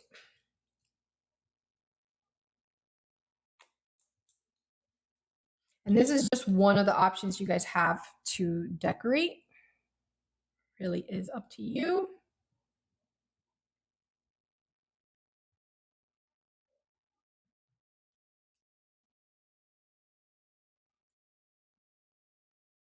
Okay, now let's go ahead and cure it. And I'll go ahead and grab my little pearl bases. Have some little pearl designs here.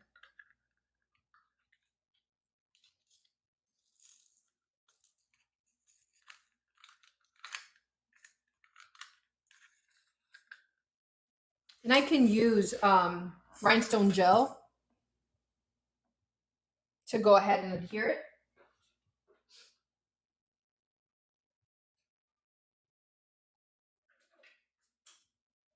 Funny enough, the best part about doing stuff with UV gel when it comes to, hi, sweetie. Hi, Eileen. Hello, hello. The best part of doing designs with rhinestone gel when you're doing it on your characters is that it actually will stay on longer on a character because you're not actively washing, your characters, right? You wash your hands, so sometimes those little rhinestones pop off, things like that. So the same use and wear and tear that you normally have on your hands doesn't occur with your character. So they have a longer longevity with the rhinestones and the UV gels and everything than any of your nails could ever have. All right, we're curing our Cinderella character right now. And like I said, I'm going to go ahead and add some cute flat back pearl designs to my character stand to give it that custom look, because that's part of this design process, right? You, at the end of the day, are designers.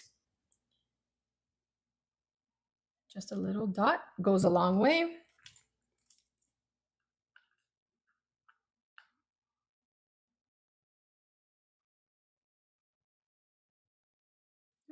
Let me move that around a little. There we go. I want it centered. I don't know if you guys can see that or not.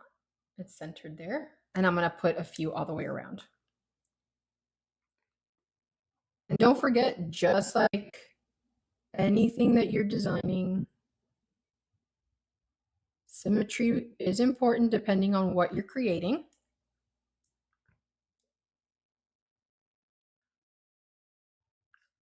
Make sure when you are creating your designs that you have your supply available, you have what you need.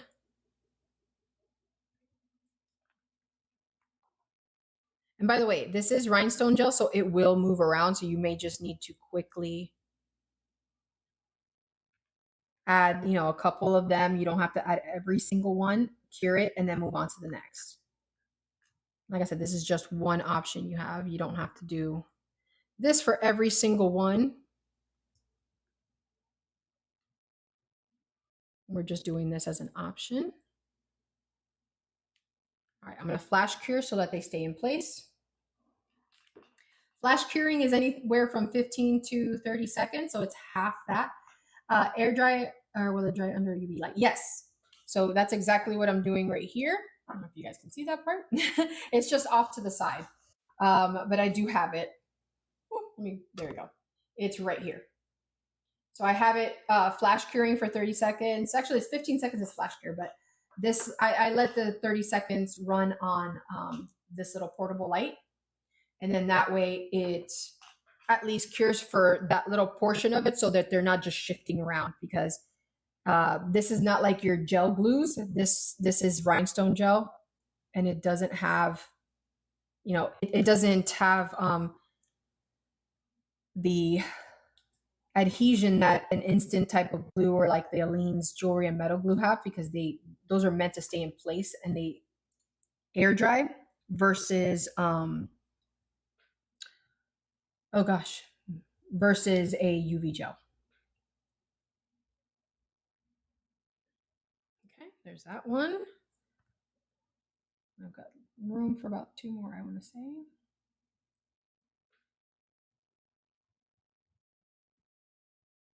Now I can always look underneath just to see, yep, I got room there, and see spacing wise just how well the spacing is. You can shift your designs around so that you can see what's happening at all angles.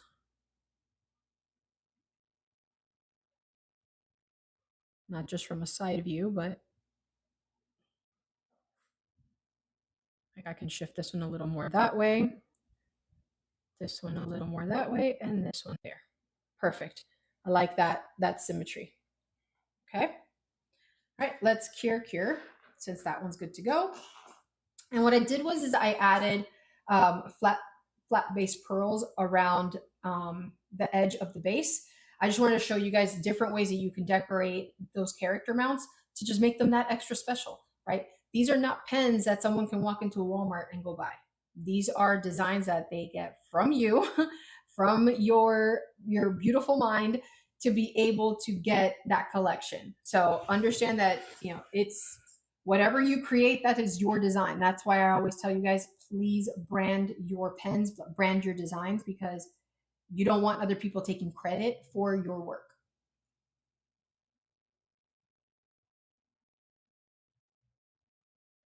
And now we're just doing the full cure. So I have it in normally I would just let it sit there and cure on its own. Like I would have my, like right now it's hands-free. So I have the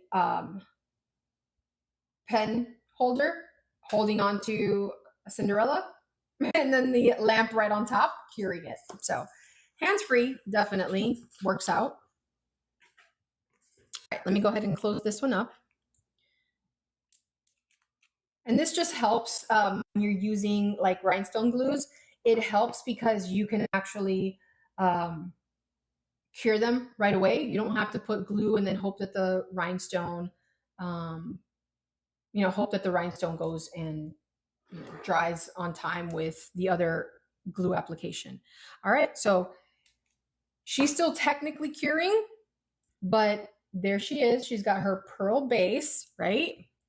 And I can put her on my design A, which has this one, or maybe the one that I actually created for her design release, which is the one with the blue. And she's got her little pearl designs on there, which look super cute. But like I said, you guys have the ability to create and design these. So lots and lots of cute options. And of course, depending on the character base character stand colors that you pick, if you end up picking, like, let's say all white or whatever color design you want, then you can showcase how it's going to look like on a stand and then decorate that stand to match the character, right? So that I actually on my last live, I talked to you guys about, creating something or doing something where you can, maybe have like a UV DTF sticker of that character so that people know, oh, that's the stand for that character, or have it match the look and feel of that character base so that they know, oh, this is the stand that goes with this character. And it doesn't have to be that way. They can interchange those two. The glue again. Yes. So that is I'm using the rhinestone glue from a cart, just like you would for your nails. The characters on my site. So I actually took off the character duos. It is one of those designs where it took a little bit longer than I should for certain designs and options. It just gets really hard to keep up with those types of characters. So I took them off of my site. I'm selling like the DIY supplies for stuff, but it is something where you guys can actually purchase, like you can use all of these systems for your existing collections. So all of these that I'm designing and stuff, these are all things I would use to sell at my own craft shows and things like that. But you're very welcome, sweetie. But I'm trying to give you guys like the biggest ideas that I can so that you guys can duplicate this, go out there, sell these styles and get your inventory sold. So here we have Pooh. He's the next person that the next character I'm gonna work on. And like I said, you don't have to go and start doing anything with UV gels or anything if you don't want to. You can still glue the base designs on your characters like you would normally do. You don't have to do it with any UV products. I don't want you guys spending money on UV products if you don't need to. But if you have stuff already, or just need to add one little thing to make it work, by all means. Okay. If it helps you finalize your design style, then it's worth the investment, right? To be able to get your characters sold. So there's Cinderella. We've got her. I'll just put her to the side so you guys can see that she's good to go.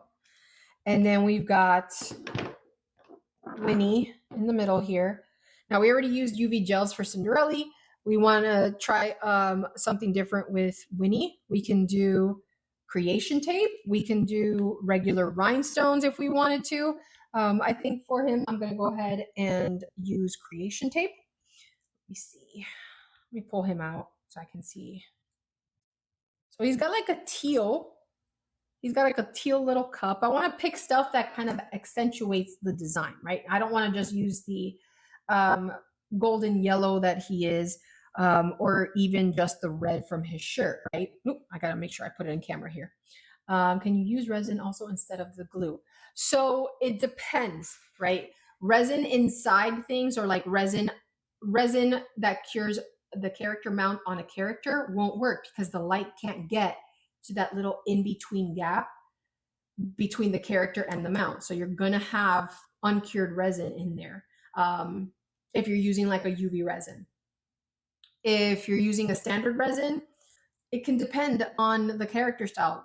Regular resin, even UV resin won't stick well to silicone-based type characters, right? Silicone is actually one of the tools that we use when working with resin because it doesn't stick to it. So I would, if you're doing character mount adhesion, always use an actual glue, like the Aleene's, or if you have like the gel version of the Gorilla Glue, you can use that too. That will ensure that there's no, gaps or any uncovered area where a UV light can't hit. If you're using resin on the outsides to adhere items, you could do that. My only issue with resin is that it is runny. So there's no tackiness to it. Even the high viscosity resin UV resins especially, they are runny. So it doesn't work as well unless you're using the resin to cover like a gap or a hole that you need to fill. And then you have direct light that goes on there. So for example, with the dragons, because they had like a cavity in the base that was a hole, I couldn't adhere the magnet to it. So I filled that hole with resin, cured it, and then I had something to adhere the magnet base to. So you can still do something like that with resin, but I wouldn't use it in between characters because there's no way the UV light can hit that. All right, so let's use some creation tape. And in this case, he's got the teal. I would love to use like this kind of teal. Yeah. So this one's from our Chrome Knights. It's got the teal and silver. And who has that cute teal cup? You guys can see that. I think it would pop and it would make it really cute because we do have the let me see, is there another? No, because our Dreamscape. Yeah, no. And I can use also like a white AB if I wanted to style, but I'm not gonna go ahead and do that. Now, cool thing about creation tape, cool thing number 2 actually, is that you can trim it to the width that you need. So if I know my, the gap or the width that I need is a third of that design, I, always measure it once, or is it measure it twice, cut once. So I can do that. I can place it down, face down, design side down. I can take a, where's my pen? Here it is. I can take like a Sharpie fine point pen, put it up against my design and say, okay, right here is where I need to. So I have my little line of where it needs to get cut, and I'm marking it on the tape side. So then that way I know how wide I need to cut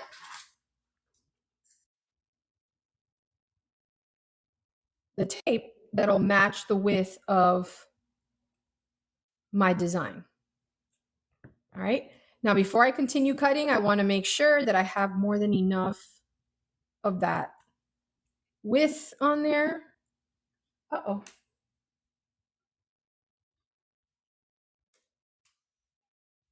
There you go. Let me go ahead and close out the site there. There you go. So I want to make sure I have enough of that width to go around the entire design, right? So I know I still need to go all the way through, cut a little bit more. And if I know I'm going to use this on more than one character, I'll just keep cutting all the way through, right? There's no point in just, keeping it one little strip. I want to cut it all the way through. And the best way to do it too is just hold it on one side while you're cutting so that if you need to shift some of the rhinestones with the stretching feature, you can do that. All right, that's good there. Let's see. That should be more than enough for that. Now keep in mind, we designed him. Yep, that's perfect actually. That was pretty cool. That was pretty on point. All right, so we just took a piece of our creation tape. Oh, thank you, Eileen. We took a piece of our creation tape. We measured it out for the base of Winnie, and we figured out that we needed, what size of tape we needed to be able to adhere to it. Just like before, you're going to want to peel the back end of it just a little bit. Now, if you're having trouble like me with my nails, or because this is such a small strip, there we go. I got it. Just kind of wedge my nail in there, but you can also use tweezers if need be. Now, this is just a mini version of applying it just like we did before. We peel back a piece of it, just enough. We don't need to do the whole thing. And then we place part of that creation tape on the base of our magnetic character mount, and then go all the way around. If you have extra, just like before, right? I can go ahead and, there you go. I can go ahead, place my finger where I need it to cut and pull. Then I can just place, or I call it squish down in place.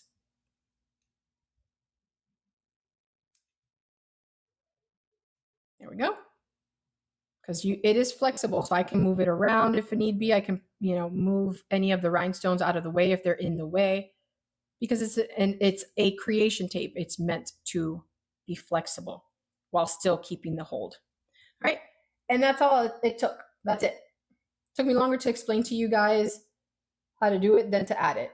So there we go. We got some cute sugar rhinestones on the bottom of Boo, and he's got the super cute brighties on there. And then I can pop it onto the pen and any of my designs and still keep with the Disney theme. All right, so that was character number 2.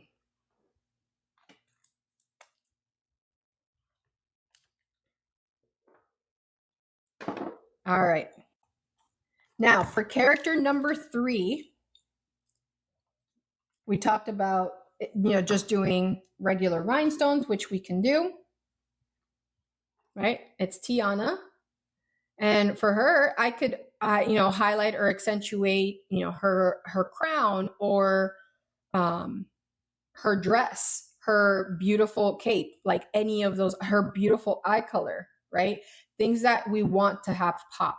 So it's up to us based on the rhinestones and whatever rhinestones that you have in inventory. That's what you're going to want to use if you have those colors to match what you want. And if you don't, and you have paints instead, use the paints. Use whatever you guys have.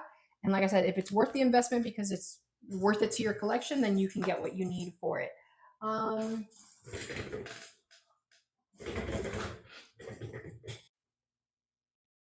It's not a matching print then for that. But these 3, yeah, these are. So I can do there. I love that. I'm going to match her beautiful cape with it, because her cape drapes all the way around. So it's not just right at the base, it's all the way around. So that's part of our SnapCharm Creator Starter Kit. It's our patent pending series. So when you go on our site, you can click the link in our bio or go to chibicharms.com. It has the option for you to pick the color of your base, like your magnetic base bead. So you can do clear acrylic, and it's one color for that whole style. So it's all clear acrylic or all green or all white. It is up to you what color you want. There is the base, which it comes with 5 bases, and that's all one color. So it could be different from the other colors that you might pick. And then your character mounts are 10 characters. So you can make 5 full pen designs with 2 characters and 1 character stand for pen, which is what we showed before. It also comes with the design wand and a full training on how to use it. You're very welcome, sweetie. And so I also have expansion kits. So if you have a big collection, I have the builder kits, which are the bulk or builder bulk sets, I should say, where if like I said, you have a big set, then I quite literally price it to that bulk size. And I do space it out. So if you want the kit just to try it out, the creator kit is wonderful. It's a great way to start with this system. But if you already have it or you already know what you want, you can go ahead and quite literally get what you need in bulk format, and you're off. You're good to go. So like I said, we have that base kit. We also have the flex base, which can go on your badge reels. It can go on notebooks. It can go, anywhere. Like I've even adhered my flex bases to like my flat base beads, right? So that I can make, it's almost like using it for the, cause we have a side mount where you can use it for like your flat acrylics that you want to add those character mounts to. But if you wanted to do that on any of your base beads, you can do that too, and then put those on your pen. So lots and lots of options, y'all. And pretty soon, hubby's doing the final touches on it. We're going to have themed base beads. So we're going to have holiday themed beads. I'll show you guys some samples here.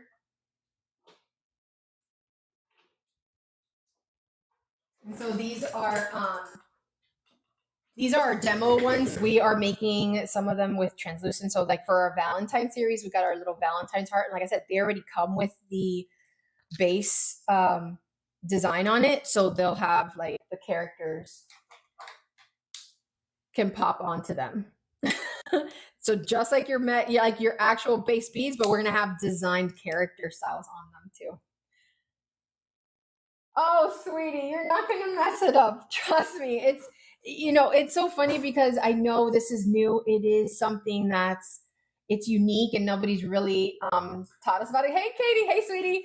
But you have the ability, and that's why I like the starter kit too, because you can take your time with it. You don't have to worry about being perfect with it, right? You can, in fact, design and color. And one of the tips that I showed you guys too is if you are ever, wondering how to design your base bead, if you have already the use of AI tools, take a picture of your base pen and ask ChatGPT like, hey, I'm interested in doing a design with rhinestones. These are the rhinestones I have. Can you mock it up for me? Use those tools for what they're worth and use them as a mock design before you put any rhinestones or waste any time gluing something. Check out how it's going to potentially look before you actually invest time and money and effort and product on something. So like this one is one of our Halloween styles. So it's like 3 per design style. So we have like a little pumpkin and the little military boots. We have like the military we've got like the dog tag, and like I said, it has the base in there already, and it's gonna have the hole and everything on there for your stuff. So we even have a where is it? Right here. We have like our Mardi Gras series. But like I said, he's designing them to have like the really cute silky designs to it. These are our base ones. But we have Easter, Valentine's, Christmas, military. So if you guys design styles and stuff and you live on a military base and you do a lot of shows, that kind of thing. Yes, girl, Katie. I know it because I've done the same thing. And that's why I advocate, like, use AI tools for what they're meant to be, right? Helpful. They don't have to replace us. But if it saves us money from having to, having to put up our product to design it, it makes it worth it. Desi, what's the difference between the round and the flat base? So these round ones are meant to go on pens. They have the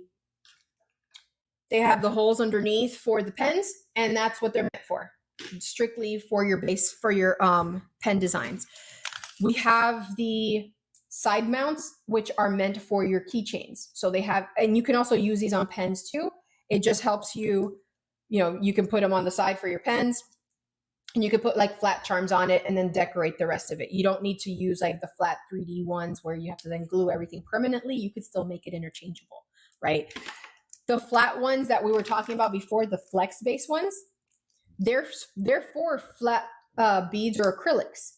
So for example, if you design badge reels, if you design, oh God, what are they called? Like the acrylic shaker notebooks, or you have, lots of flat backs that you have no idea what you're going to do with them.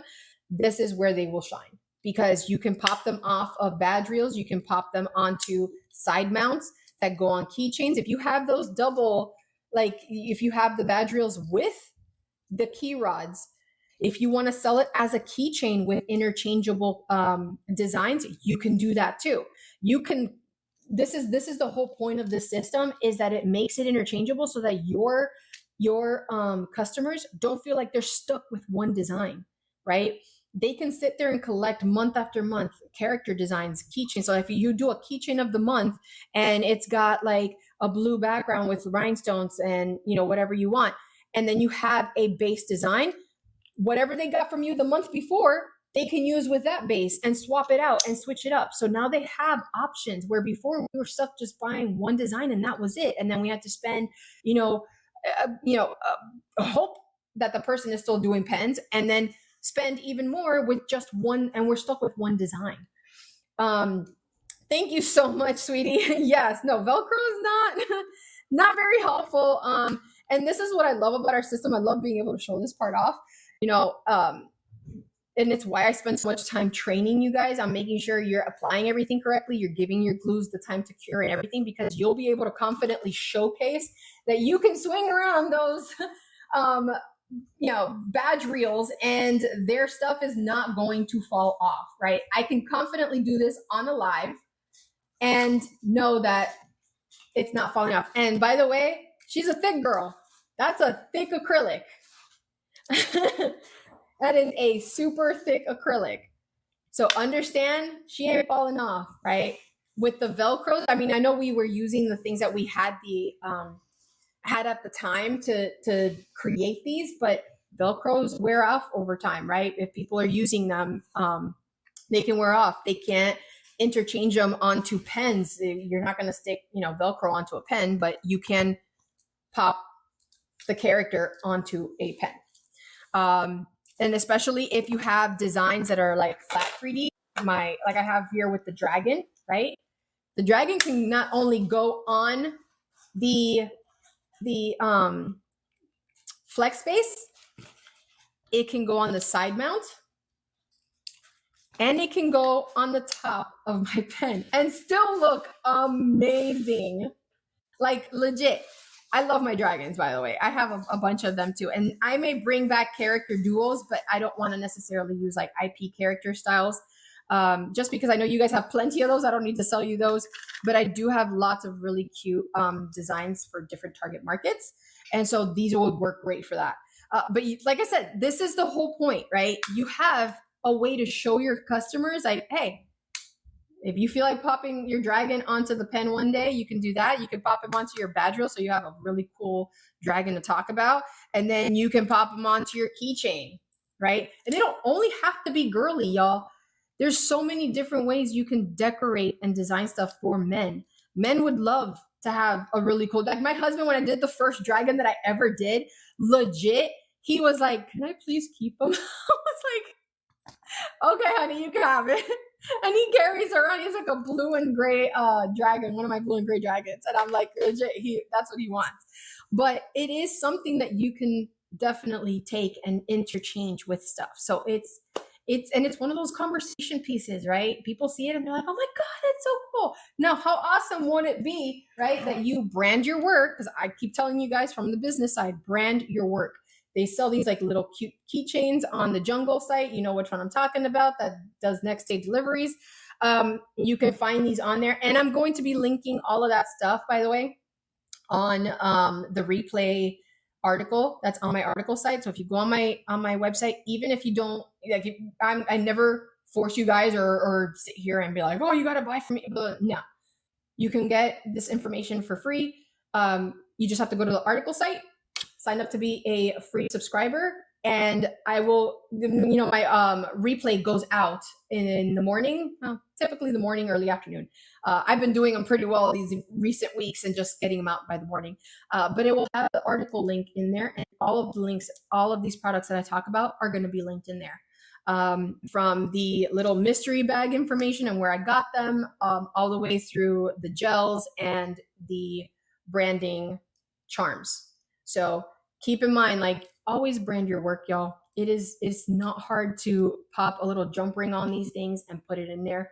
And then when people are buying what you're making and they don't remember off their head who it was that they bought it from, your pen, your designs, like, you can pop a little charm right on this badge reel.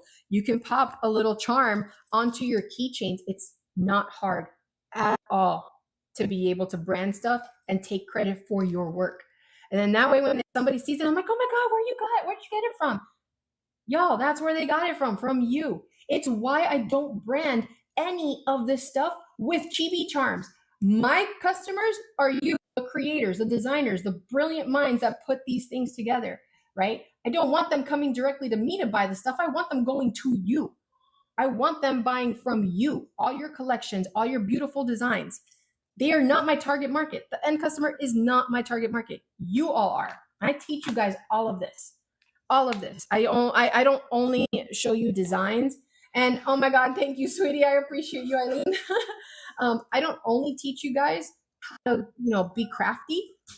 I teach you guys how to make money selling your products. Eileen's a perfect example, actually. She's one of my Charmy Army insiders, right? She started off brand new to all of this and, did her first craft show and had great success. And I talked to her and we went through all of that process, right? And sometimes all you guys need is someone to talk to and be like, hey, can I just bounce this idea off? Cool, perfect. Let's talk a little bit about it. One of my followers, I literally spent 4 hours talking with her. And I don't have 4 hours every day to do that. But if there's a quick question you guys have, or you have some design guidance that you need, please just message me. I'm not going to sit there and go, okay, my consultation fee is $29.99. None of that.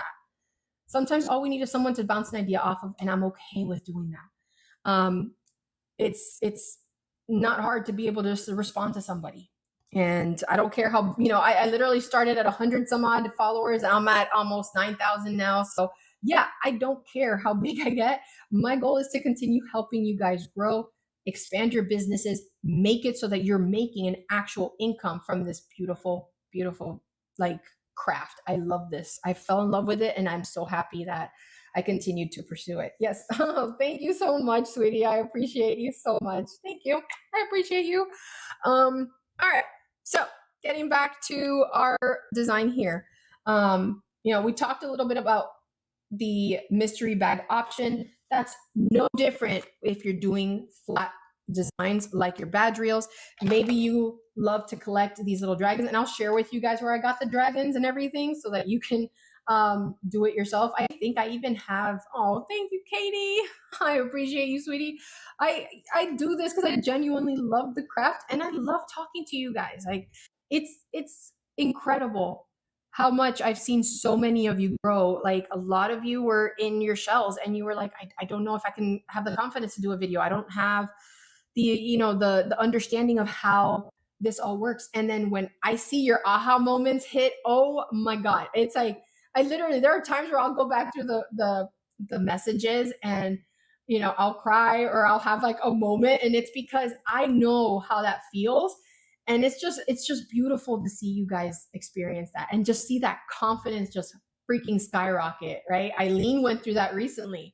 She had that first craft show. She got invited, literally by somebody else to go to a different one. That's how amazing she did to be able to get invited to another one, right? So it's insane how beautiful and amazing this business can be. If you only need a little bit of guidance, if you need a lot of guidance, I'm here. Just talk to me. Yes. And Katie, you do it little by little with what you're confident with, right? Or what you're comfortable with. Don't have to put yourself out on social media if you don't want to. One of my insider weekly meetings, we were talking about different ways to present your work. You don't have to show yourself. I'm used to showing myself because I literally do training for my 9 to 5, right? I literally go, and sometimes I travel. I'm going to be traveling next week to the home office just to do some training recordings because I'm going to do some interactive training. My job is to be a trainer. So it makes it, I'm comfortable talking to people and talking to them about how to create stuff. I've literally done it for most of my life, but not everybody has that, or not everybody wants to lose their anonymity, right? I show you guys, if you're going to do things like maybe a princess design, wear cute little gloves, right? Easily, something you can buy off of that jungle site, if you know what I'm talking about. Get some cute little silk gloves, have some cute little, audio tracks playing in the background, and then quite literally showcasing your products. It is not hard. You don't even have to talk. And if you want to have some kind of audio, use the AI built audios that are provided by TikTok. You can also use sites like 11 Labs for $6 a month. You literally get thousands of credits to create little scripts that you can then pop the literal audio file into TikTok. It's insane, insane. And we talk about how to do all of this stuff in our weekly Charmy Army live calls that we do. But like I said, it's game changing when you start looking at this as a business and not just oh my God, I fell in love with this design. Oh my God, I fell in love with that design. But now who do I sell it to? Right? That's the biggest part of it. And I teach you guys how to understand that. And I give you tons of free resources, even how to price your stuff. Like if you go to my article site, like the Substack, go on there. Under tools and resources, I have one of my articles is the pricing calculator.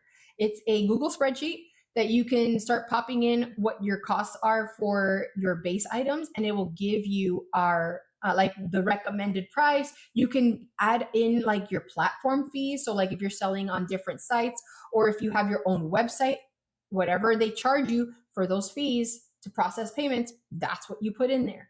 And then you can accurately start pricing your products and not going, I wonder, or I guess, or maybe you guys are designing this. Like this is handmade designs. Just because you're the one creating it doesn't mean you undervalue the work. If they were willing to do it themselves, they would, but they're not. They're paying for the convenience of your design. If I wanted to make my own coffee every day, I would. But I love the way my Starbucks creates it. So I go and I buy Starbucks. So they're paying for the convenience of having something super awesome presented in such a way that they don't have. And everybody wants to have that effect of, oh, I got this cool new thing. Oh, Katie, no worries, sweetie. All right, so now we have Tiana. I want to go ahead and finish up designing Tiana so then we can see our full collection, go through the process of mystery bagging it, and then showing you guys that you have a target market in place. So here we would have something that's targeted to a Disney fan. We have our base pen designs where we can say, okay, these are the base pens that we can pick from. And then we have our characters that we're going to mystery pack. We're going to have 2 stashes, right? One that's going to have a base character without a character stand. And then we're going to have one that's offered with a character stand that's maybe designed for that character. You can do it for both. It doesn't matter. But if you just want to offer the one character stand with one base character that's going to come standard, regardless, you can do that too. Here, let me move that one. So that it matches with whatever theme and design you're going to do. Perfect. You can do that. Move my lamp out of the way there. You can definitely do that. But if you want a mystery bag at all, you can do that. That's an option too. You don't have to be, here, let me move that character. There we go. So we've got those 2. These were the ones we created as well. This was our little Pooh here, Winnie the Pooh. Right? All right, let's finish decorating Tiana. So I can use the rhinestone gel, put it all the way around, pop my rhinestones on because we don't want to sit there and wait forever for it to cure. You can use the same glue. You don't need to put foundation, UV gel, or any of that to use it. Just keep in mind that you're going to want to flash cure certain instances. This is a rounded surface. So I'm going to work in small increments and I can flash cure for 15 seconds and then continue applying and then do a full cure when I'm done applying all my rhinestones. So we found, where did my rhinestones go? I thought I picked some rhinestones for Tiana. I might like not seeing it here or maybe I didn't. No, I did. I know I did. Did I move it somewhere? Y'all, I'm losing my mind. Oh, there they are. I found them. Let's if you guys see how messy my desk is, you'd be like, oh, no wonder she can't find anything. It's like I have stuff everywhere right now. And it wasn't like that to begin with. That's the crazy part. All right. So we got our beautiful rhinestone I'm going to use. Where's my application pen? Here you go. All right. And these are 3 millimeter. You're welcome to use up to 4 millimeter with this. But keep in mind, it may stick out a little bit. This is about a 4 millimeter. Yeah, like almost 4 millimeter base. But I like the 3 millimeter ones because it won't look too crowded or stick out. It'll fit perfectly. And if you have if you decided to decorate your base with creation tape or with a bunch of different rhinestones and stuff, it won't overburden the design or clash, really. Let's see here. Do I have room? No, I think I didn't put enough on there. Let me put a little more on this side so I can have more space before I flash cure. And you don't have to put a ton, y'all. A little bit goes a long way with any of these glues. And remember with gel glue, like rhinestone gel glues, they don't dry, air dry. They are all UV gel-based glues. So now I can go ahead and flash cure the base there. Let me show you where we're at right now. And you can put them in tighter if you want to. I did. I kind of, have her on there, but remember she's literally round on the base there. So I want to flash cure so that they don't spread apart. Okay. So flash cure, I'm just going to hold her here under the light. And by the way, I like these little portable lights, and I will share this one that I got. I got it for my nails, so when I'm adhering my nails, I can actually do that. Oh, sweet. That's awesome. You're going on vacay. I'm so excited. But yeah, flash curing it and then continuing on as you're working around the base. That's what we're doing right now. All right, so flash cure done. Let's go ahead and continue working on it. These won't move now, but we want them 100% secure, so we're going to make sure we do the full cure. And if you guys remember, I started gluing these around 8:20. And like I said, under normal circumstances, let them cure. Do not sit there and try to stick them onto everything, because depending on the surface of the character, they may need extra time to adhere to, if you have like those flocked or fabric style designs for your characters. Like Oogie Boogie's a perfect example. He's a flocked design, right? Oogie has that flocked feeling. So he took a little bit longer to dry with the glue when I first put the base on him, or the mount, because it is a fabric. So those take a little bit longer for the glue to cure before you can pop them onto this, where these durables are plastic. So the plastic just adheres a lot faster.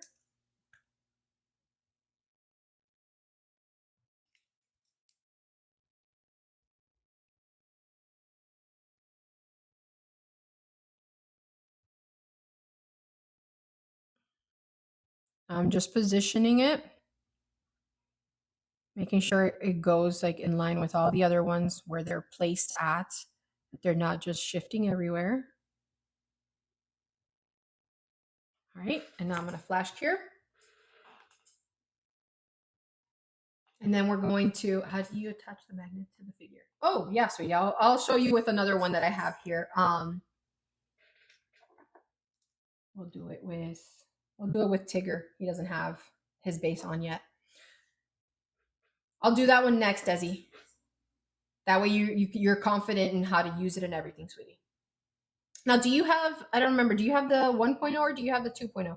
The 1.0 comes in that little container with the magnet, or you have the 2.0, which is the one with the character mount. Because the 2.0 is the one we're selling moving forward. The 1.0 was for our initial release. So do you have this one?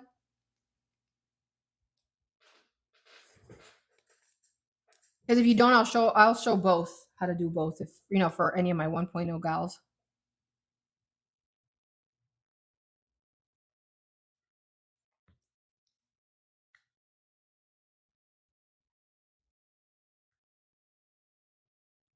Look at that. Beautiful. It was the pre-order. Oh yeah, sweetie, then you have the 2.0. Fantastic. Yeah, because I only did pre-order. I did pre-orders for my 2.0, so then you do have this one. All right, fabulous. So we're gonna put a character mount on Tigger, and then I'm gonna show you exactly how to prep him, how to put it on. You give him a little bit of time to cure. If you want to finish your design like what I'm doing with these characters, give them at least an hour before you start applying any designs or anything.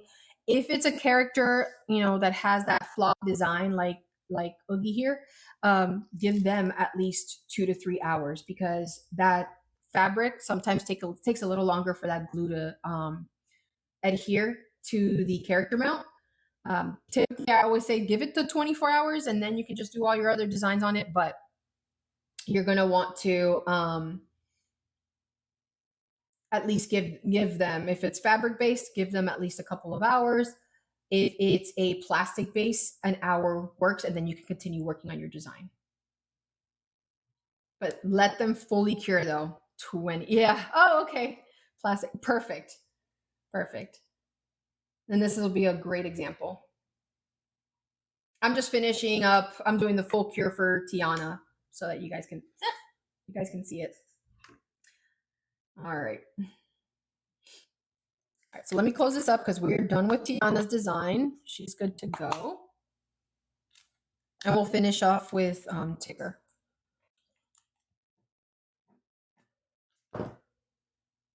Okay. Move this to the side. All right. So here we have it. There she is. She's got her cute little rhinestone. So if I were to pop her onto the pen, she looks like she's got a spacer. And this is why we do this, guys. You know, with the 1.0 system, it came with a spacer. Like we had the little spacer options. Oh, girly. Hi, Erica. It's this one right here, sweetie. The jewelry and metal glue. Tried, tested, verified, 100%. And so with the base, you can see that now it looks like a beautiful spacer, right? It's got the cute design, and then I can pop it off and use it on any other styles of my pens that I have. Let me see, do I have any other? You know, it's so funny because I've given quite a few of these away. Oh, there's another one. Let me go grab it. They make some amazing gifts as well. Like my daughter's best friend had her 13th birthday, and they had never seen any of this before. And I quite literally gave her that. And I saw the other kids, like they were all like looking at it, and they were like, "Oh my God, that's so cool." I was like, "Yeah, look, you can swap them on." And they were like, "That's so cool."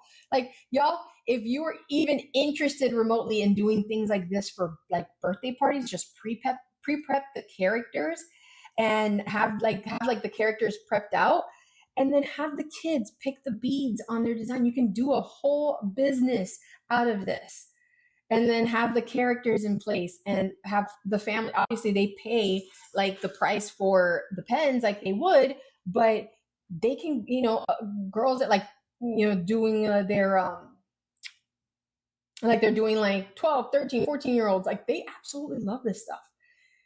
Literally can create an entire party series from this. I can have a bead bar, right? Insane. So different pens, different options, right? Because that's what we want. We want our customers to become collectors. I just sort of popped on there. Like that's how great this stuff is, right? And your designs end up looking like cute little spacers. And once again, because they come with the base designs, you can put them on your on the character stands. Take those off, right? You can place them on character stands, and we have multiple color options that you can choose from. And you can buy just the stands, just the magnet bases for the the character mounts. You can buy the magnetic base beads, and like I said, we have all of the different options on there for you guys to choose from. We even have the bulk builder sets. I have some of my creators like that. They literally have large sets that they're going to release, and those bulk sets work perfectly for them. All right, so jewelry and metal glue. I'm going to show you, sweetie, how to apply it. So when you get your kit, like I literally have my kit in pieces over here. When you get your kit, it comes with the character stand and the 2 magnet character mounts, right? Just slide them off. They slide off. That's why we design them this way, so they're easier to handle, and they're just not the raw magnetic base.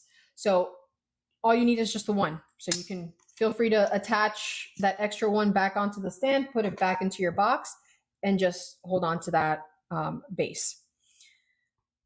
For your character, you can use I have my diamond bead reamers in our shop, but if you have a file, use what you have, right? If you have a nail file that has a thicker grit, you can use that too. I always find the position of where I'm going to place my magnet You can do a visual and look and see, okay, that seems centered to me. That's good. That's where I want it to be. Awesome. That's where you're going to file. I like to find the flattest surface. We are going to be releasing some base stands, like some character mount stands for those characters that you have that have like the little teeny legs and don't have like an actual space in between. You'll be able to mount them on, and they'll be slicker so that you can actually mount them on. But go ahead and scratch up a little bit that surface. You don't have to go crazy taking a bunch of paint off or anything. Just scratch it up so there's a rough surface, okay? You can dust it off with your finger. You don't have to use alcohol. I would not recommend using any alcohol pads or any kind of alcohol solution near this. Your glue will react to it, and that's why we get blooming effects with glues. Hey, Bree. Hi, sweetie. How are you? All right. I'm showing Desi how to use the character mount and pop it onto the character. So once we've gone ahead and roughened up the bottom of that character, use a little bit. A little bit of this glue goes a long way. It is a gel-based glue. It does not run. Put enough so that you see that little pop of gel. You're good to go. Cover it up because that stuff will ooze out. Like you'll see the gel pop out if you're not careful. And always push from the back, guys. Don't just start in the middle because it is a metal body and you don't want it to break in between. Thank you, sweetie. All right. So the side with the non-magnetic side, let's just say that. The non-magnetic side is the side that goes attached to your character.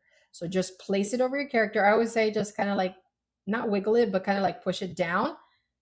It's centered, we're good. And that's it. That's all it takes. Now just let it dry for 24 hours before you do anything with it. I normally, since I don't have 24 hours on these lives with you guys, in about an hour, I will start designing it and stuff like that, like I did with all of these. I started working on them at about 8:15, 8:20. And then we started literally designing at 9 o'clock. So you guys saw me, work on those, but different ways that you can do it. And then that's it. That's gotta be, I would think, the scariest part, right? Getting that character mount onto the character.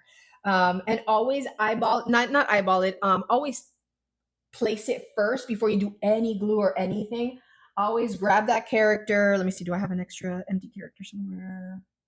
Oh, I'll just grab one from where's my bucket?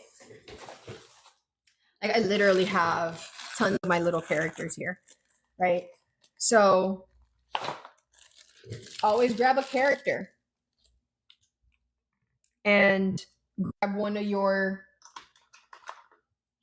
bases out of your kit and just be like, okay, where would I place it? Is that a good spot? Let me look it around. Let me go, oh, yeah, that's it. And that's where you're going to start scratching that surface because it's a nice thicker glue gel. It's amazing. The moment you pop it on there, it will catch onto that magnetic base, right? That character mount, and it will stay there. And you can decorate it after it's cured, and then you're good to go. And then you have beautiful, cute designs like these, right? Anything that you have that's like a flat, oh gosh, what's that called? A flat design. Like this particular piece here was like a brooch, and I took like that back piece was removed. I used a character mount, right? This is where we want to use our character mounts. It is the same way on the, yes. Yes. So for these, you have to use the flex bases though. You're not going to put character mounts on these. Anything that's going to hold a character is a base, requires a base. So this holds a character, it has the magnetic base bead. This is going to hold an acrylic character or a flat charm, you have the flex base. This is going to hold a flat acrylic or a character, you have the side mount, which is a base. Anything that's a base is the thing that holds the character. And that's the reason it's made that way, so that the polarity for all of these faces the same way. So it's meant to hold on to a character. These will not stick to each other. They will not. They are meant to be bases. Okay? Character mounts, there's only one style. I mean, you can pick the color, but there's only going to be one style. It's these smaller little character mounts. They have the same strength as the magnets that are inside our base beads. So this is like pounds of pressure put together. So this is the character stand.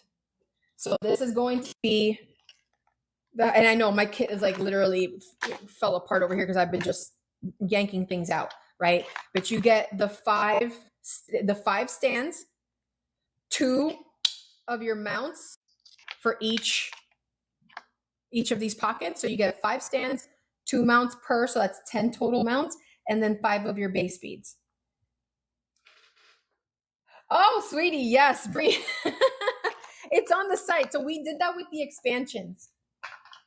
When we launched the 2.0 version, we were able to create the side mounts and the flex charms.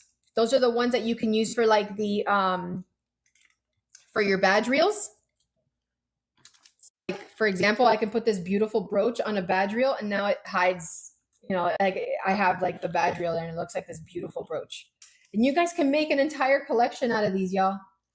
If you wanted to have like a beautiful metallic like style brooch design, and they're on the site, Bree, sweetie, they're like literally, if you click SnapCharm collection at the top of our site, all of them are in there. And I have builder creator sets, so that's where you can get them in bulk for a lot cheaper.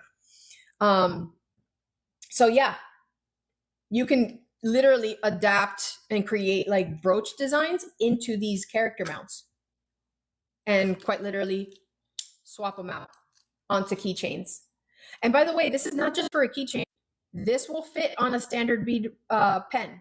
So you can have pens with side mounts that will also have this. So like this is like a cute little representation of all the different ones we have. Like we have the 20 and the 22 side mount. So this 20 and 22 millimeter. We have the 20 and the 22 millimeter base. The bases for the kits come with 22, the 22 millimeter size.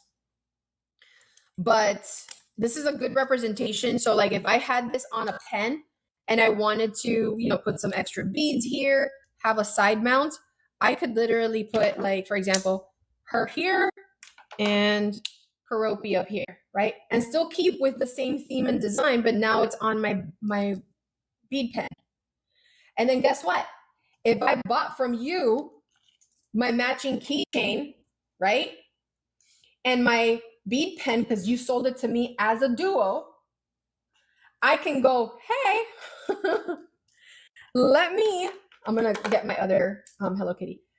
I want to swap out this one on my pens and put them on my keychain. So now I can really have like interchangeable designs, but these are all your designs. Like these are all the things you all designed, right?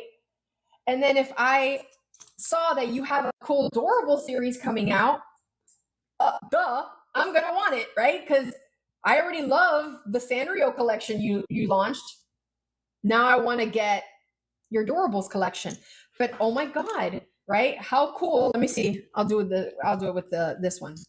Or let's say you decided to launch a Nightmare Before Christmas series for the holidays, right? So if I bought that version and I'm like, oh gosh, she's got like this other pen design with it, I'm going to pop him on here. They can interchange them. Now I want to sneak peek show you something, Bree, now that you joined me. I know that you didn't get to see it before.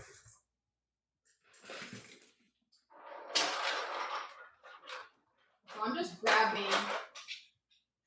I'm literally grabbing all of them in one hand. But we have themed base beads coming out soon. Yes, they are themed base beads. I'm going to show them to you guys here. And these were my demos. We are going to have the silk versions. I'm going to go grab them real quick. I'm going to show them to you.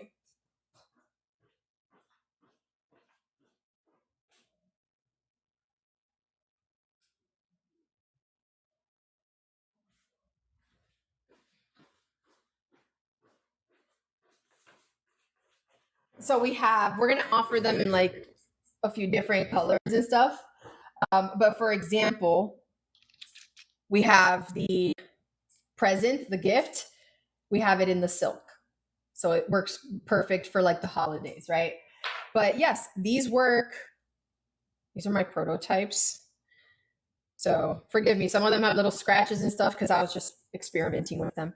But they work just like round base beads, right? Let me see. I don't know what the polarity is on these because these are my demos. Yeah. So my demos, I typically, so if I wanted to interchange it with characters in my designs, there you go. Right. And hey,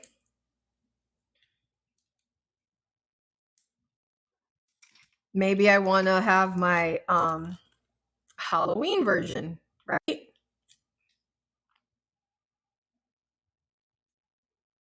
There's my little pumpkin, but it also works as a base. So now you guys will have the options to pair up your base designs with your character theme. So like this, we're looking at releasing these for pre-order starting next week. Like I said, my husband's finalizing the different color options that we're going to have because we're going to have silk options. We're going to have like the standard ones. They're gonna have like some prep work already done. So like the jack-o'-lanterns are gonna have like the black eyes and the nose and the mouth inside, so it looks like, you know, like when you're seeing the yes, Bree, I do, sweetie.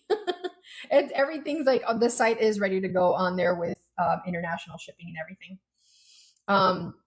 And so the base design, they're going to like for the presents and stuff like that, we're going to have like some rhinestones around them. So like they're going to come prepped, ready to go. And then you guys can pick whatever, you know, we'll have the bundle version for the specific holiday, or you can buy them individually depending on what design you want. But like this holiday one for, where's my, there they are. For Halloween, for example, we've got the RIP, the skeleton, and the pumpkin. And so you guys can buy them individually in packs, or you can buy the trio packs. So lots and lots of cute options. Like we even have, which I think is so cute. Like if you, like we made it a generalized version of it, but like you have the military one with the little hat, the boots, and the dog tag. You know, and this is super cool because it's not just one specific branch of any military. It's just very generalized. So if you work near a base or you live on the base and you market and craft to other military families, like that would be fantastic to have as a base. We have the holiday ones for, there's our little boot. There's Frosty. And where's my, oh, you guys saw the present, right? So we have the present. Those are the three for that one. And then for Easter, we've got like, by the way, the face has changed for this one. We've got the Easter bunny, we've got the egg, and then we've got the little chick. And like I said, these are my demos. We already have them designed and styled, but they're all the way over there and drying. So we're just finalizing those. And then we have St. Patty's, right, with the hat, the gold coin, and the 4-leaf clover. So lots of really cool sets and options for you guys for the holidays. It's something that's unique. So like here's like the silk version of it, which is really cool. But we wanted to have like really cool and unique options for you guys to have as your base beads that could go and work hand in hand with your design. So you're not just round beads all the time, or just the those will only be for the pens. For this first version, yes. So they are going to be for the pens for the first version. My husband's already designing and working on the version for the side mounts because one side will need to have the magnet space, and then the other side's going to have where you have like the pumpkin face. So basically for the side mounts, one side will have that that same design like the like this. So you'll have one side with the magnet base, and then the other side will have the pumpkin. So we're designing those. The first version is going to be for the base pens, and then we're going to release the ones for the side mounts. That way you have both options. Yep, lots of innovating going on. And like I said, the characters. So like perfect example, something like this character here. It's got like two spaces where you can put the magnet, but you don't necessarily want to just focus it on the front. Maybe you want it on the whole piece. We're going to have and this is just for demonstration purposes, we're going to have like a base that you can pop onto the bottom. It already has the magnet in place. So all you have to do the same thing, just like with the character mounts. You're just going to put the glue on the two legs or the spaces, and then pop the mount on, and then feel free to decorate the mount. So no more one-legged characters holding for dear life onto that base or that foundation of the design. So lots of really cool stuff. And do you guys have? I know it's like they're holding on for dear life. Like Yoshi's a perfect example, right? Like he's on there with one leg precariously on the bead, right? And a lot of really cool characters that we have that one, that that big step or anything like that. And unless you put it like on a big stand, or you have like one of these round stands, like in certain instances, until we got our stuff out, like some of the advice I was giving was like literally for the 1.0 system holders, I was telling them like rip the magnet off the thing and you can stick the character on. Like that's an option. But we are looking at expanding into having like little character stands that are expanded so that you can put your little characters with the legs that are like open on there. But we did great today, y'all. We have, our super cute designs. We talked a little bit about, mystery packing them when you get them ready to go for your launches. If you are a Charmy Army insider, so that means you are a subscriber, paid subscriber on our Substack. Don't forget, you have access to our weekly calls. If you can't make the calls weekly, please watch the replays. We literally just talked this past Tuesday about creating a collectible series, how to roll it out every month. I gave you guys a 90-day creator workbook. It's a small workbook, but it gives you the 90-day planning, how many videos you should be doing, the level of videos that you should be doing and distributing. So like doing the teaser video, doing the behind the scenes without really exposing anything yet, right? All of the different options that you have. All of the, what is it called? All of the planning that you should do when you're creating your series, right? If there's something that you have to prepare for supply-wise, how many days lead time do you need to be able to fulfill orders? Make sure you do your pre-order feature so that you are seeing and gauging the interest before you invest all of this money into buying a bunch of characters and pens and beads and stuff, right? Even if you have a ton of inventory yourself already, sometimes when we buy these things, at the beginning of the business, we buy impulsively. So we don't buy 50 versions of one design. We might have, 10 to 15, which is fine because that's great for a small collection to start. But if you end up deciding to do a big collection, or you sell out of your pre-orders and you open up more so that you get more revenue, guess what? That means you're going to have to purchase additional supply. So when you're doing your pre-orders, make sure you have a cutoff in place and a waiting list in place after that. So that way, if someone's on a waiting list and you see that waiting list is like 20 people deep, 30 people deep, guess what? Now you have the ability to go, okay, the demand is there.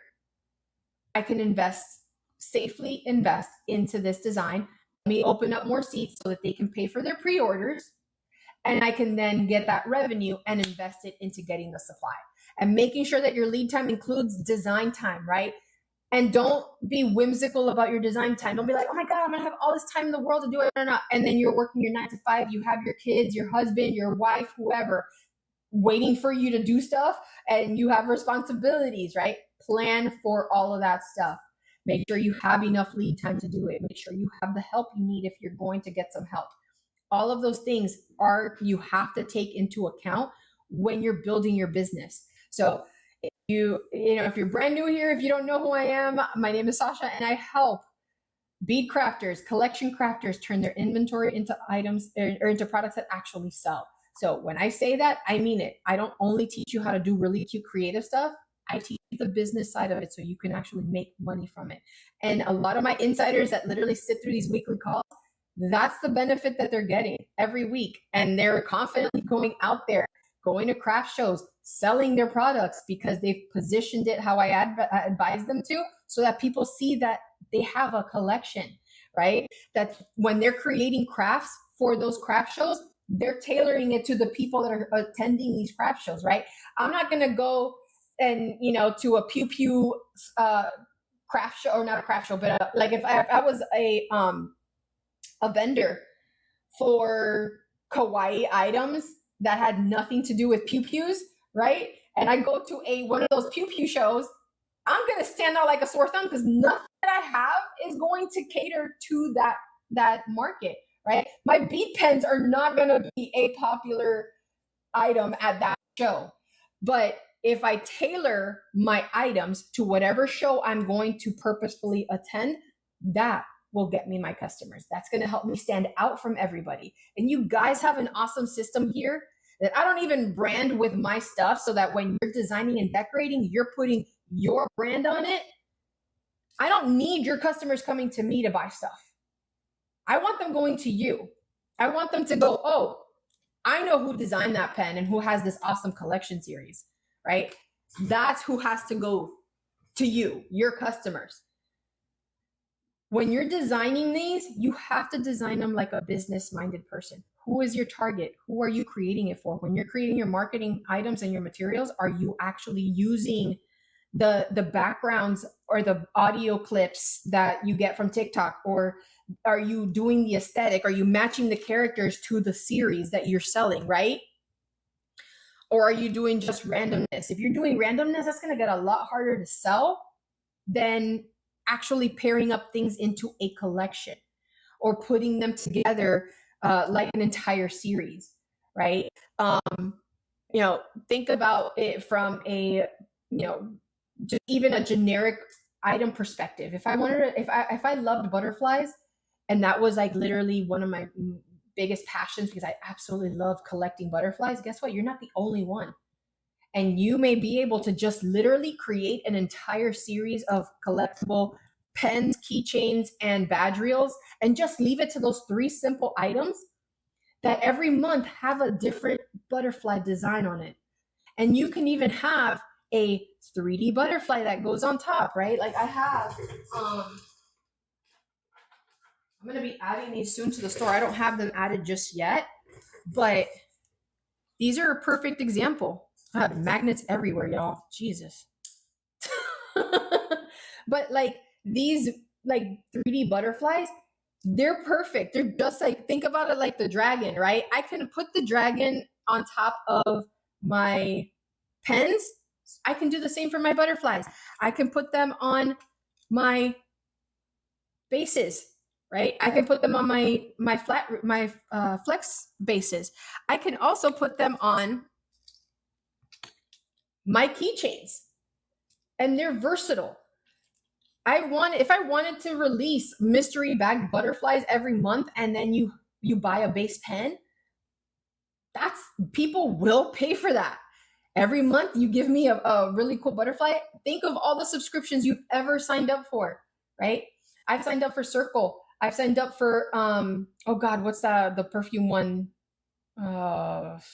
Something scents, whatever the one with the little dispensers are. You get those like Marc Jacobs perfumes and Ariana Grande's and all of those, like Scentsy or something like that, right? Those subscription models are tried and true. You don't have to wonder if it works. They work, okay? You can create something like that with these designs. Every month, they'll get a base pen that is made for that character or that design that you're going for, right? And guess what?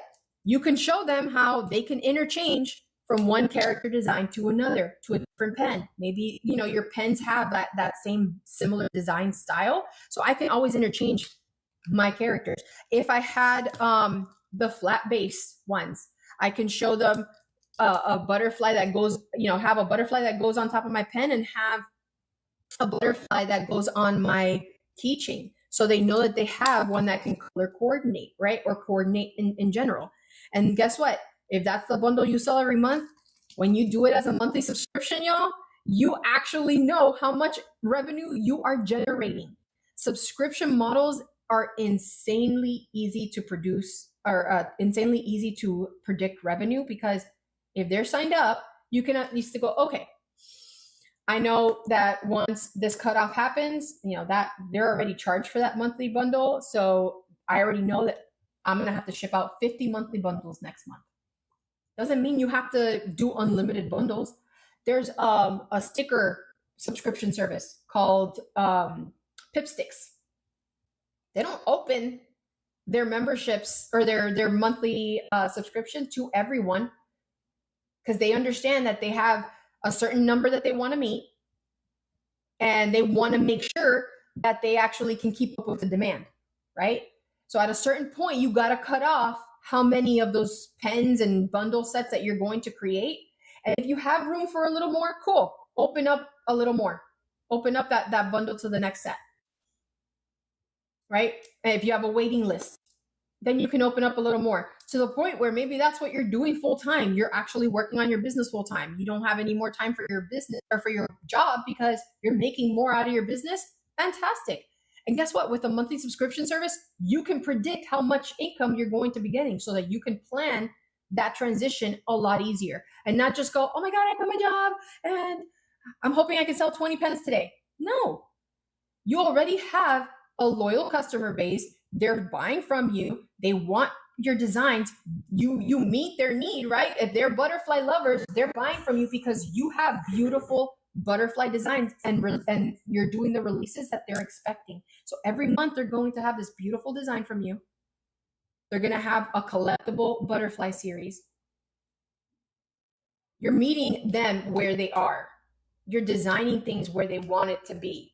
You're creating content that they want to consume. All of that plays into how you make a successful business. Literally look at everybody that succeeded, whether it's on TikTok, whether it's a brand that you knew years ago, right?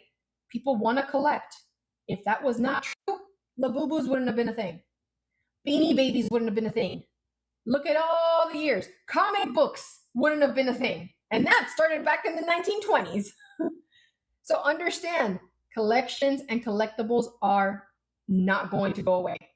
People have that fear of missing out. Don't make your stuff just open to anyone. Have a cutoff, have a limit that's manageable, have the ability to build what you say you're going to build. And as your time grows, because you're investing more into your business or into yourself and being able to actually clean yourself off of a full-time job, if that's what your desire is, guess what? You're going to be able to make full-time income out of your business and have predictable income every month. You're going to have a loyal customer base, and you know exactly what you're selling and who you're selling it to. It is not as hard as a lot of people think it is. You don't even have to show your face on social media. Just show what your product can do. Show your designs. How many creators are out there like, I designed this? Like, there's this one girl who does worry stones, right? She barely shows herself. You hear her talking about how she created 500. I literally, she pops up on my feed. I don't even follow her. She pops on my feed every now and then. She's like, I created 500 worry stones today for all the people who ordered. Guess what? Never once did she show her face. She showed her product, how she was creating it, how she was curing it, how cute she was putting the little faces. And guess what? Everybody and their mom's like, all of a sudden they need worry stones. I never heard of a worry stone prior to seeing her video. But they bought it. And she's doing it full time. You don't have to show your face. You don't have to do anything that doesn't make you feel. If you feel uncomfortable, don't do it. But there are alternatives and workarounds. All I did was create an alternative workaround to you designing one pen at a time. Now you can start moving your characters and all this investment that you did up front out the door and into customers' hands, and they're going to pay a premium for it because they want those characters. They want to collect the things that you have. Even if you don't want to do things that are like, actual characters from an actual franchise, create a series out of, farm animals. How many people don't love like cows? You know how many different versions of cows I've seen? Unicorns, frogs. Like, I literally showed you guys, where's my frog? And they're super inexpensive to get. You can get them on the TEMU, on the Ali Fastprex. You know what I mean? What I'm talking about with all these things, right? These don't come designed like this. I painted that. I put a sticker on it. I made it mine. These are generic designs. And I made it my own. I, designed the cute little frog things. I use nail stickers to put these little stickers on, and I've used my paints to paint. These are all little nail stickers of a frog pond, right? And then I add the little character. Y'all, it is not hard to make a viable business out of this, but it will take some creativity. I'm gonna, hands down, you're gonna have to start looking at this out of the box. Not like, hey, I'm a collector as a hobbyist. You've got to look at it as a business. And look at things around you. Look at, like, I've done videos where I've gone to Universal. I think one of the videos I did a few months ago, I was at Universal, and I've gone to Universal plenty of times. I'm a pass holder, right? And there was a cheer competition happening.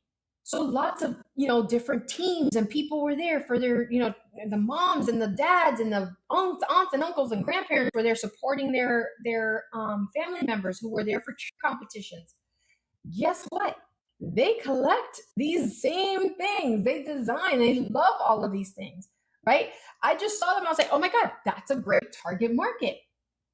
It's a beautiful target market. You can take the flex base and put them on like hair clips, and now they can pop on and off designs. It's not hard. You don't it's not only limited to a batch reel. You can literally use this on any flat surface. Put them on a hair pin, on a hair what are they called? Good Lord. Not hair clip. I mean, you can do the hair clips or like the hair brooches, right? That they're hair clips. There you go. Pop them in place. They sell the base ones all the time.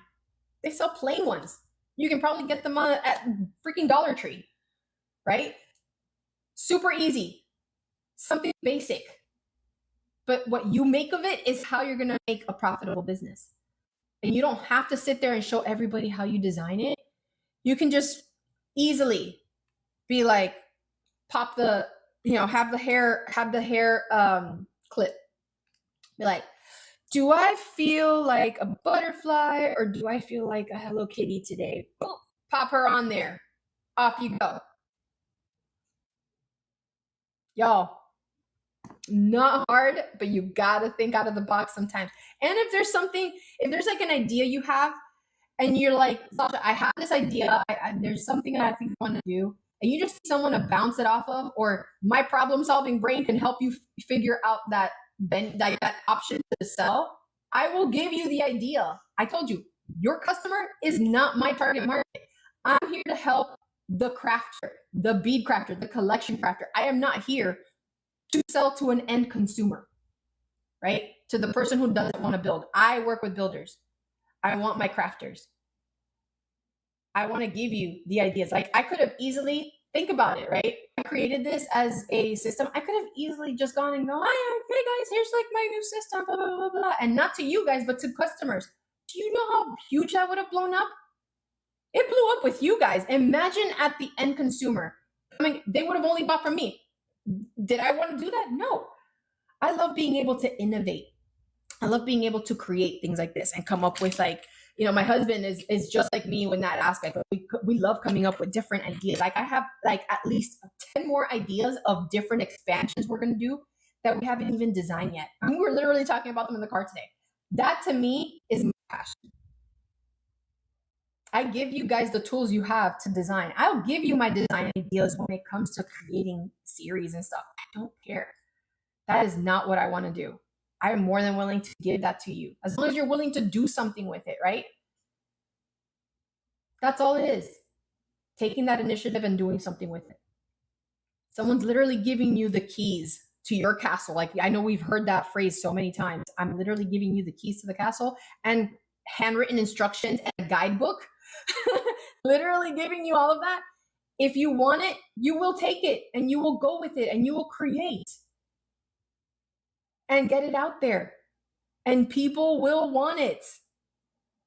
And I give you the guidebook on how to market it to them and how to find a target market based on the supplies you currently have. So you don't have to sit there and go, okay, I got to spend like thousands more dollars to figure this out. You don't. You just have to have the drive to be able to put it in action, right? That's all it takes. It's just that little bit of action. And I don't want to overwhelm you. I don't want you to feel like, oh my God, I have to have all these designs. No, you can start with one. If I wanted to, all I wanted to do was just focus on showcasing my flex space. Like if I was a creator, like an actual, like what you guys, you're actual craft creators, right? I'll consider myself more of an inventor / designer, whatever. As an actual creator, if I wanted to sell something simple, easy to go, and I only wanted to do, let's say I had a base badge reels and I did this, I would focus on that one design. I wouldn't sit there and go buy a bunch of bead pens. I wouldn't sit there and go buy a bunch of keychains or any of that kind of stuff. I start with what I have and I go from there. Start with what you have. And if you have a bunch of flat base characters and you have your badge reels, you have a lot to start with. Even if you're just starting out, get a sample amount of different items. And I say sample, do not fall for those lives where they're sitting there, selling you like 50 pounds of beads that you're never going to use. Okay. I'm talking about sample amounts, small, a small 5-pack of pens, a small 5-pack of badge reels, easy peasy. Whatever you end up designing and enjoying the most to design, that's the one that you want to pick to start with. The one that if you got 1,000 orders in tomorrow, you would be happier, than you've ever been in your life, right? You could sit there and do it every day, twice on Sunday. That thing that makes you the happiest to do, that's the one you should start with, because that's the one that's going to be easy to continue innovating for and getting out the door. As you want to expand, those things that may take a little bit more time, might be a little more difficult. You might not be an expert yet, but you're making it work. That's your next tier offer, and you're going to price your product accordingly, right? We don't love to do every single version of a thing, but the harder it gets, the more time it takes, and the more difficulty there is, there's a premium for that. And that's standard across the board. We're not inventing that here. If you were in the corporate world and you had to go out there and, knowing the basics of how to use Microsoft Office, everybody can do that, right? Going online and looking at some free training, anybody can do that. Having somebody literally teach you or going through a guided course that you have to pay for, that's where the expertise comes in handy, right? And you have to pay for it. No difference. I'm doing something a little more complicated and I'm adding it as a bundle, it's going to be higher priced. So if you're starting out, always test out the waters first on the creation side. Whether it's a pen, a badge reel, a keychain, a notebook, like I said, hair clips. Look at different videos before you invest a single dime. Look at videos of how people create things. Envision yourself trying to create that. Do you have the patience to even do that? Or do you prefer something where it's just quick, like, doing a pen where it's just like pop, pop, pop a bead, I'll throw some rhinestones and I'm good to go? Or do you want to take the time to do some intricate designs and styles and stuff? Right? Test the waters out. And then whatever you think and feel makes you the happiest, that should be the thing you start off with out the gate first. Using your prototypes, your sample designs, that's what you create as your launch and teasers, right? It honestly is not hard at all. It's just a matter of having, like, understanding who you want to sell to, picturing that buyer, and then just start marketing to that buyer so that your videos make sense to them, so that your marketing makes sense to them, so that when you're out there putting content, it literally gets routed to the person that wants it. So I love you guys. Thank you so much for joining me today. We created an entire series. Like I said, tomorrow I will be posting the replay. So we got like a 3-hour replay here. But I'll include all of the items that I showed, like how to create the mystery bag. All of the supplies that we used today are all going to be linked in the article, and the video for replay is going to be there. Just make sure you register free on my article site, which is Substack. It's on the homepage of my site. If you go on there, there's going to be 2 links in pink. One says enter the studio, and one says shop the studio. You want to go to enter the studio, and it'll say Substack on there. So I love you guys. Thank you for joining me today. I appreciate you so much, and I will see you guys next week. All right. Take care. Have a good night.